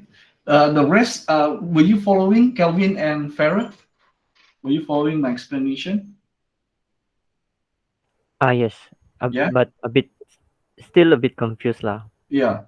Okay, so the way you look at this is you imagine you're creating Venn diagrams. You know, Venn diagrams, there certain things are included, certain things are excluded. And let me just basically to look at it as a Venn diagram, it's easier, right? So what is a Venn diagram? Venn diagram is like this. So if this is one to permit, this one want to, you know, something like that. You want to know what range is to permit, which address need to be allowed. Okay, so at the end of every ACL list is always deny any. That one is implicit. So you must focus on what is permitted, right? So let's back to this one. I explain again. So it says we want to permit web traffic from the web server at this host address to reach everyone from this network. So basically that is this web server can be accessed by this here, this router, I mean this network here, right? But at the same time, we want to be able to deny other traffic from these two networks from this. Okay, so we focus first on the permit. The permit means it's the server is at here, so destination or extended. So we put there. Okay, at the router B gig 1, we put a filter there. What filter? Well, we want to put the permission for the want to permit, right? So we permit TCP because a web server is running on TCP, Transport Control Protocol. Okay, extended means EQ equal to www stands for web traffic. If you don't put www, you can also put the port number for the web traffic, which is 80. Okay, port 80 for web server. So, okay, so you permit already. What about the deny? Well, there is an implicit deny any. That means deny everything at the bottom here. So even though we know the question say, oh, deny, right? Deny this traffic and this traffic. But even if you don't put deny this traffic, because it's deny, whereas you have implicit deny any, it means deny everything except what you permitted earlier on, then even if you don't put the access list for this, they are still blocked because of the deny any. So that means it's like a switch statement in the programming. Okay, this is exactly like that. So if you maybe the switch case match that one, then permit allow the traffic. That means matching if it's a web traffic, www equal www protocol TCP. Then even if you don't put this, at the end, the default there, default in the switch statement, default is deny any. Right? Or you will say maybe not so accurate lah. You know the error handler, I think that one is more accurate. You know, error handler, you have the final. So no matter what you catch the error, you go to final and you must execute that code. So it's the same here.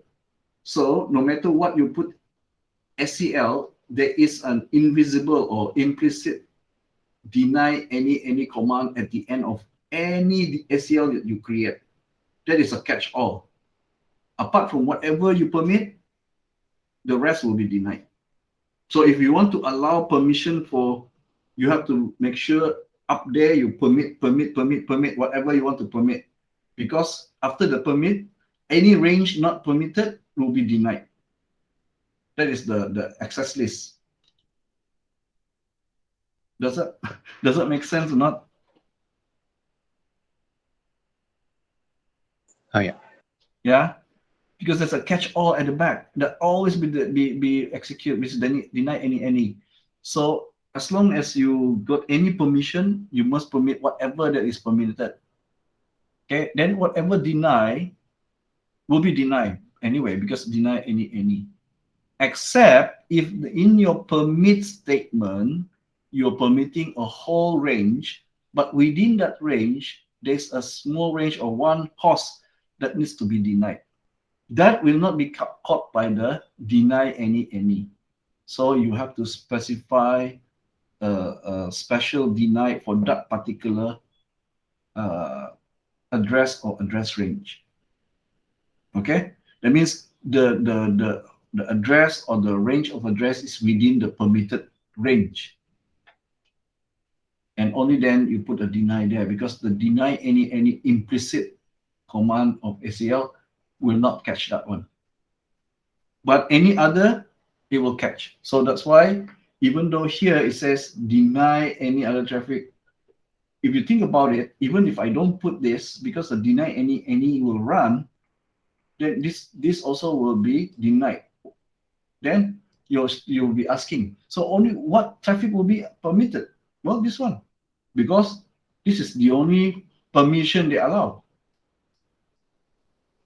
There's no other permit. The rest are denied. So the deny any will catch any deny. Is that okay? Okay. Okay. So that means even if Noel put the deny here, it's not wrong, but it's duplicate lah. It's just extra deny only. After you deny here, it will still deny also here. But the implicit one lah. This one is explicit deny, and then the implicit deny. Okay. All right. So let me go back up to check on Farrell. Farrell still working on here. So let me see, Farrell. Let me just check yours first. It's page 36, 37. Okay. Sir, the question, right? Is it an answer? Because got some like got written in the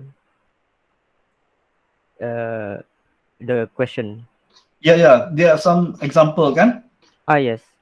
The example question, that means that's for your guide. So let me see. 36, you're supposed to do problem 1 and 2. If it's already answered, then sorry, answer. Let me see. 36. Wait, 36. Right. So question number 1 and number 2. Oh yeah. Problem 1 and 2, 36, 37. Let me see.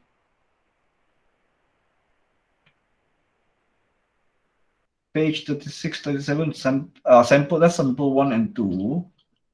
And then no, you have problem 1. You're doing problem 1, yeah. So problem 1 is, let me just go back here. 36, 37. Where is it? Oh.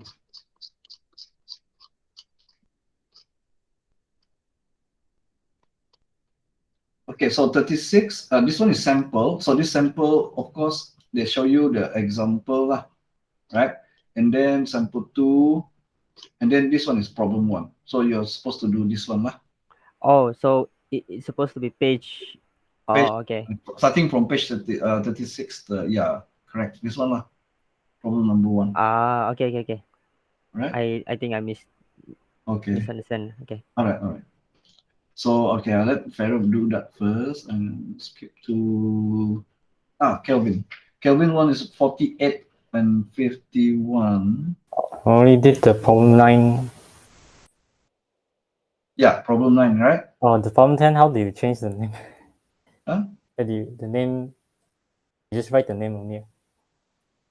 What name? Access list name. Oh yeah, you name. This is name, is it? Name 1, you get the name lah. Give the name. Let me just check. 48. 48. Question number 48. Page number 48. Sample 5, sample 6, and then problem number 9. says deny permit a range of address extended access list from online. Write an extended access list to prevent the first 31 usable address in the 192.168.125 network from reaching that network. Permit all other traffic. Right. So keep in mind that there may be okay. So you still use access list number. There's no name. Okay. So any access, because it's extended, so any access list number between 100 to 199 is acceptable. Okay. And so router A, let me just check here. I can see, 40, this is 40. You can go to 40. I think it's a page 50. Maybe this is sample 6, sample, this one, page 50. Right? Right, so 192.168.125 is over this side, this network. Say only the first usable address, so between 1 to 31, right? 1 to 31, or 31 or 32 lah.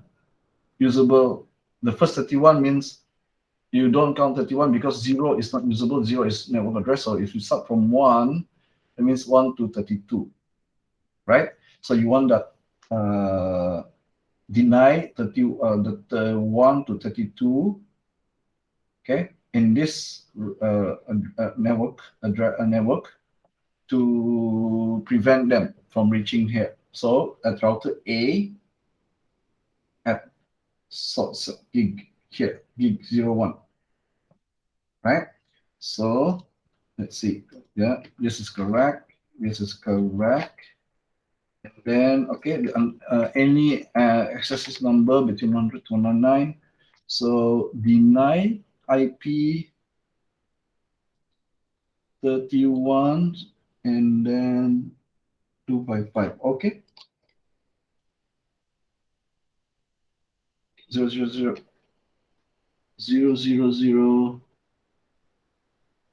30. Okay, correct. Okay.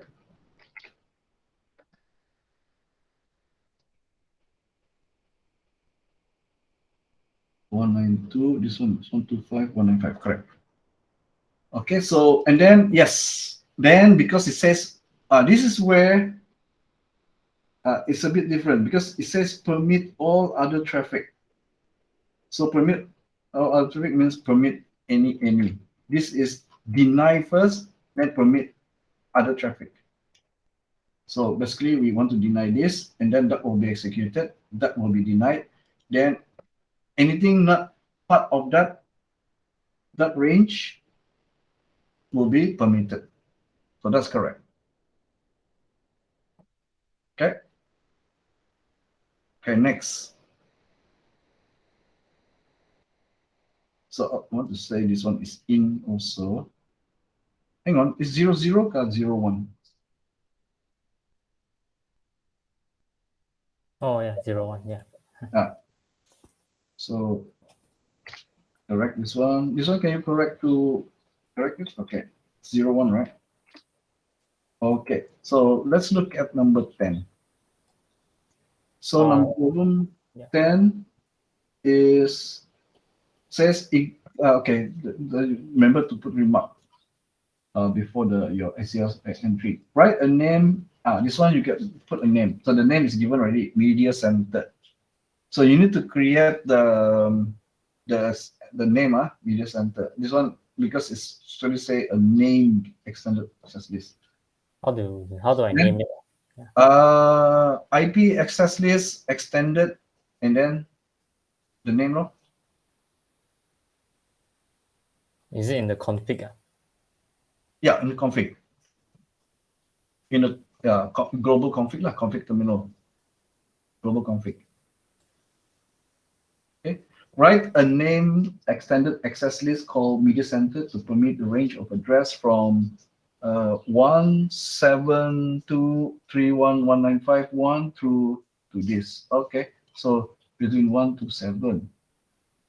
Okay. How do you do the name? In the config terminal, the global config, you say IP access list extended media center, the name given lah.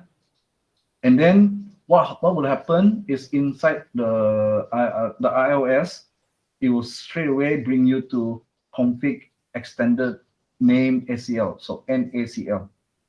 You got what I mean? Once you're in global config, means config, yeah.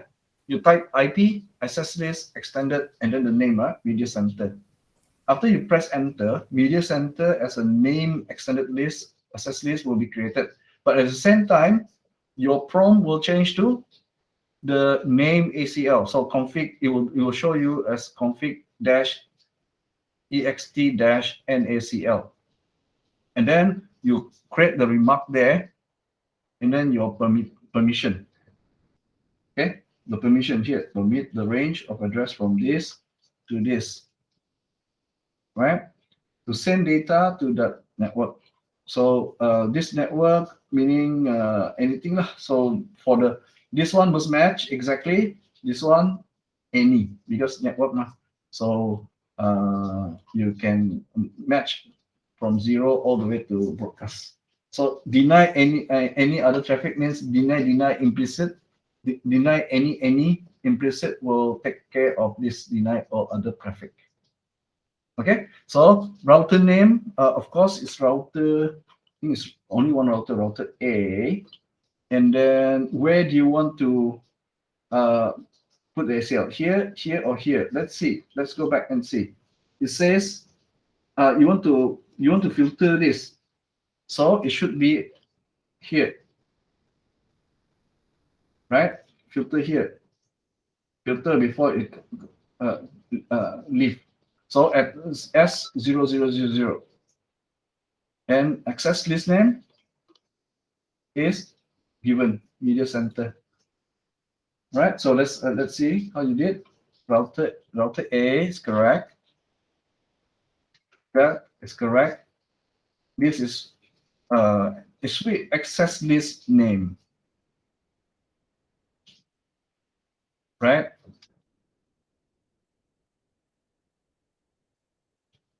Can you change that, Kelvin? The name is media center as given. Oh, This one. that's all. I just write media center instead of 111. Yeah, correct. Because it's supposed to be name. You can see here it's say name. Yes. So that's correct. So let's look at your access list. So in config, IP access list extended media center is correct. Now what's going to happen is it will bring you to this. Oh. Okay, so all these are inside there already. But up to here lah. Then you have to exit exit to go back to here. Right. So this one no need, because remember I said deny any is implicit. Every ACL will have that deny any. So just cross out. Okay, yeah. So whatever deny all means deny any will execute anyway. Right. So let's have a look at that. Access list media center. Where's your remark? So insert here your remark. Because what remark?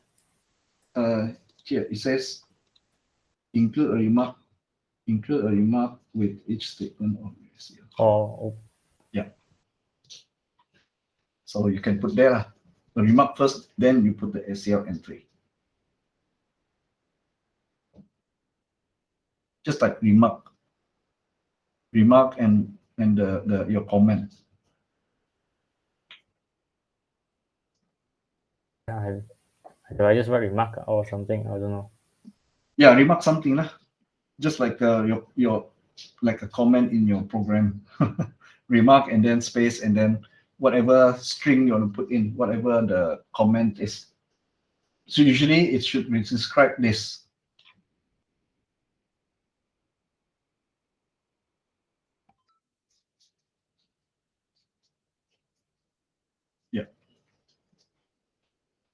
Yeah, something like that. Yeah, correct. And then I think the remark is a command. There is no capital in front.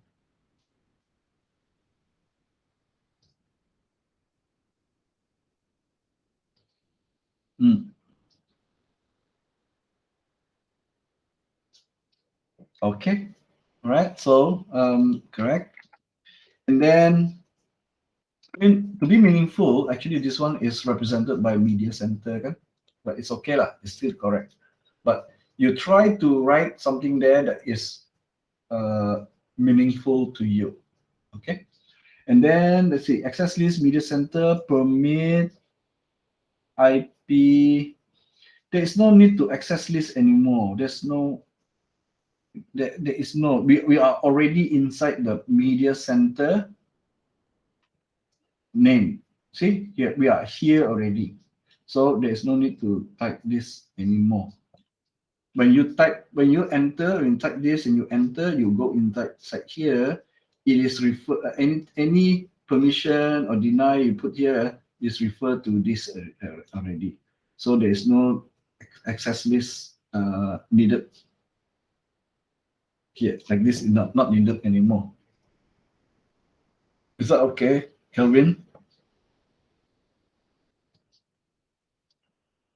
Because you are already inside. Yeah. So yeah. Okay. So you can just type permit IP, and this is correct, and the filter is that exactly match, and then until for the 192.168.0 and any address within it. So okay, correct. And the deny any that is implicit in any SCL will be executed after this, which is deny any. So there's no need to type the deny part or deny in other traffic. So that means that deny any will handle this part of the requirement. Okay. Is that okay? Okay. Is that okay? It's okay. Okay. All right. So let's go to problem 11. Oh, I haven't finished this one, but I think I know. Okay, you want to continue? Okay, go ahead. Go ahead. I think I know how to do the rest. Okay. Let me see, Vincent, Farah. All right, Farah, yours is page 36. You need help, I think, yeah? Page 36. Where is page 36? Okay, so Noel, if you wish to leave already, we already reached 4 o'clock, so you may leave. Okay, but if you want to stay, okay also. So I'm gonna just help out Farah first.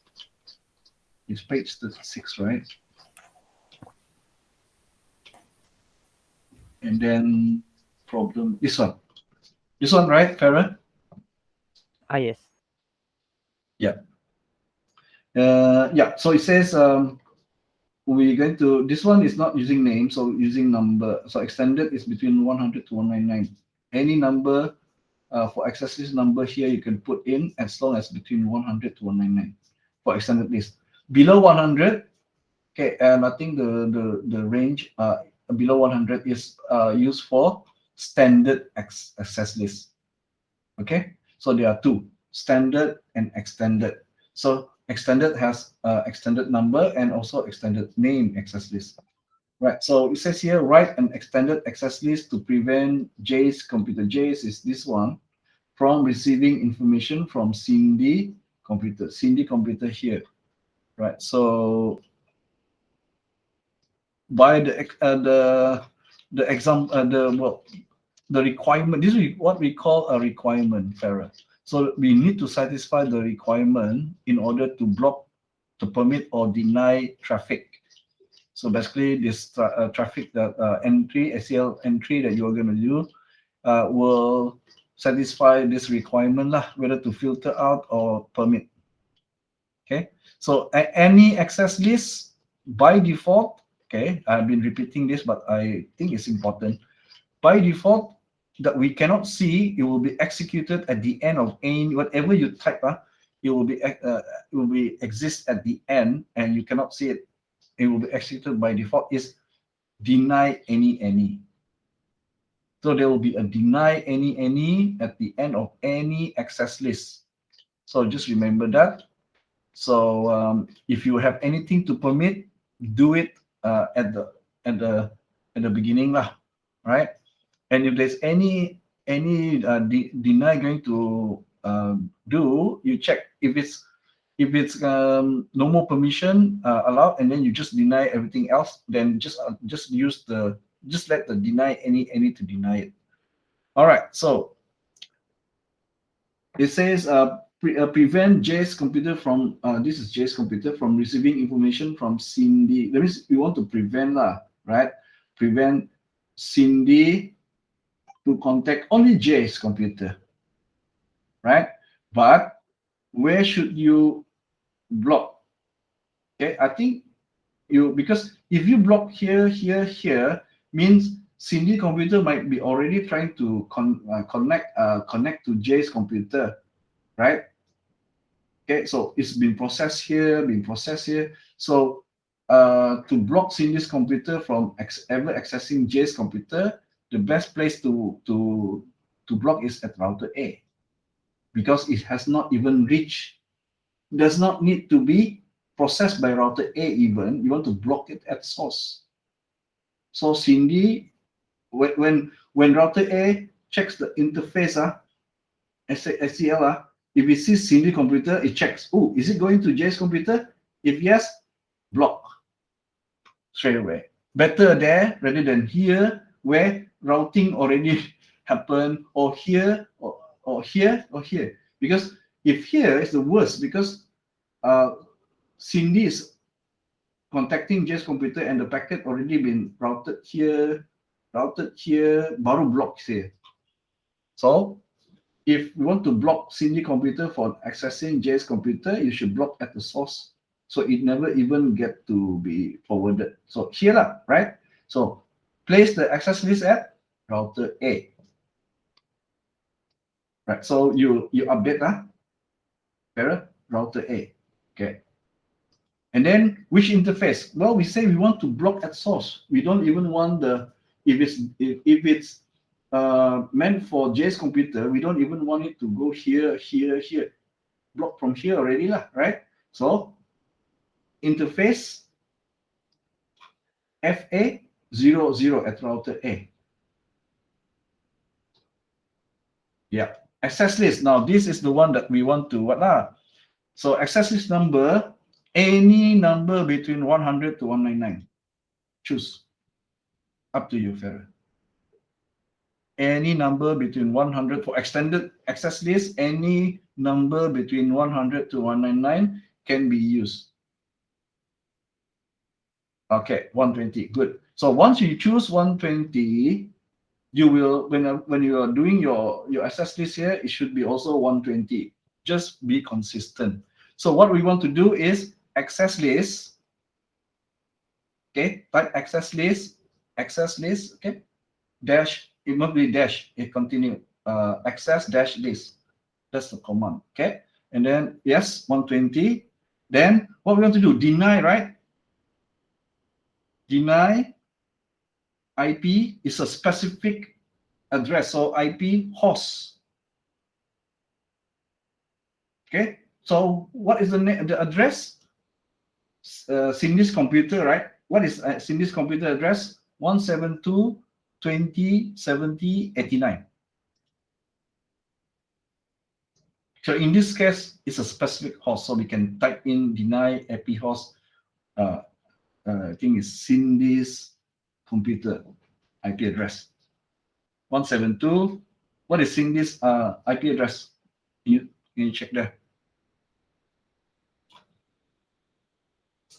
Deny.IP address.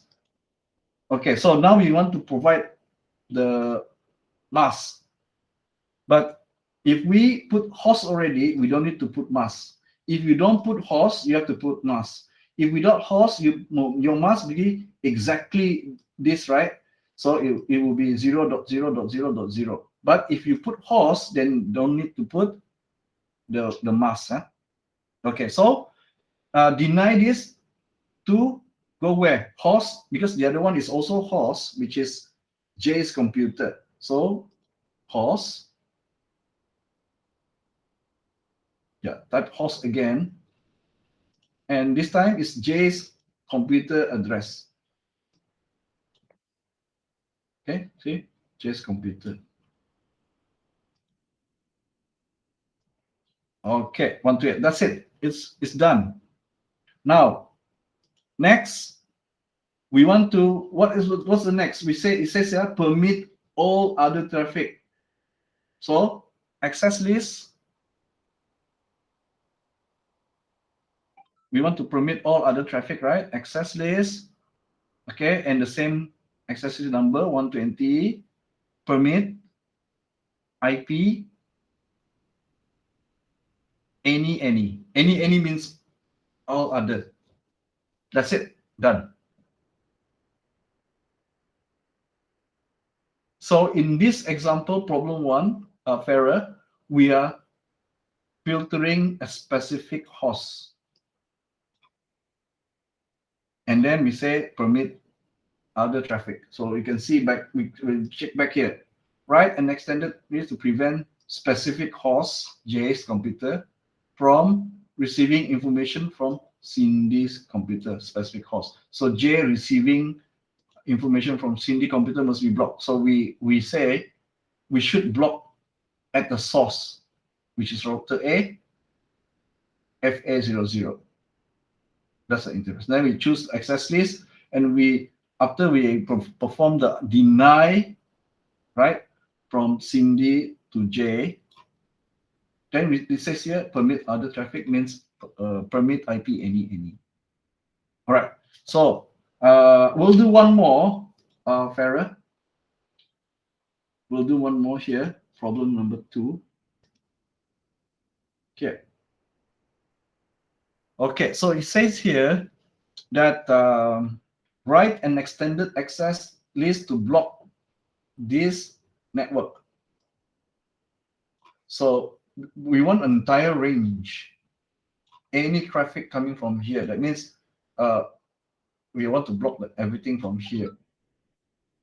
Okay, deny lah, right? Deny from here. Okay, from Jackie's computer. Jackie's computer is host. So host, right? Host against the entire range. Okay. Okay. Then it says block. The next one is block lower half of IP address from 192.168. What is lower half?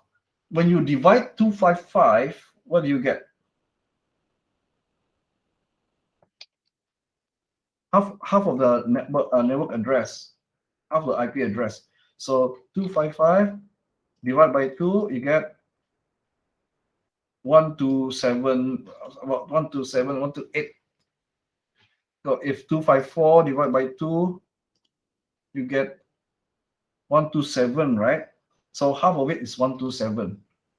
Okay, the range of address is between the usable address, the IP address is 0 to 255. When you divide, it's 127.5. Right? We don't want 0.5, so we take the middle part is 127. Okay, remember that. So because we want to block only half, so that means the range is from IP address from 0 to 127. Again, from reaching Cindy computer is host. Okay, and then we permit all other traffic. Okay, so first of all, where do we want to place the access list? So the thing is, we have option router A or B.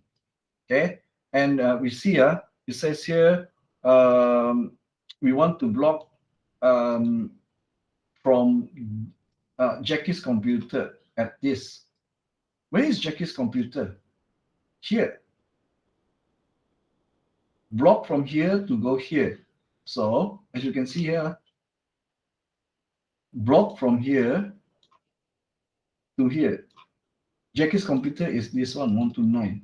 So Jackie's computer 129. We want to block it from going to 172. 172 is this side. So where is the source? Where's the source of error? Router A or B?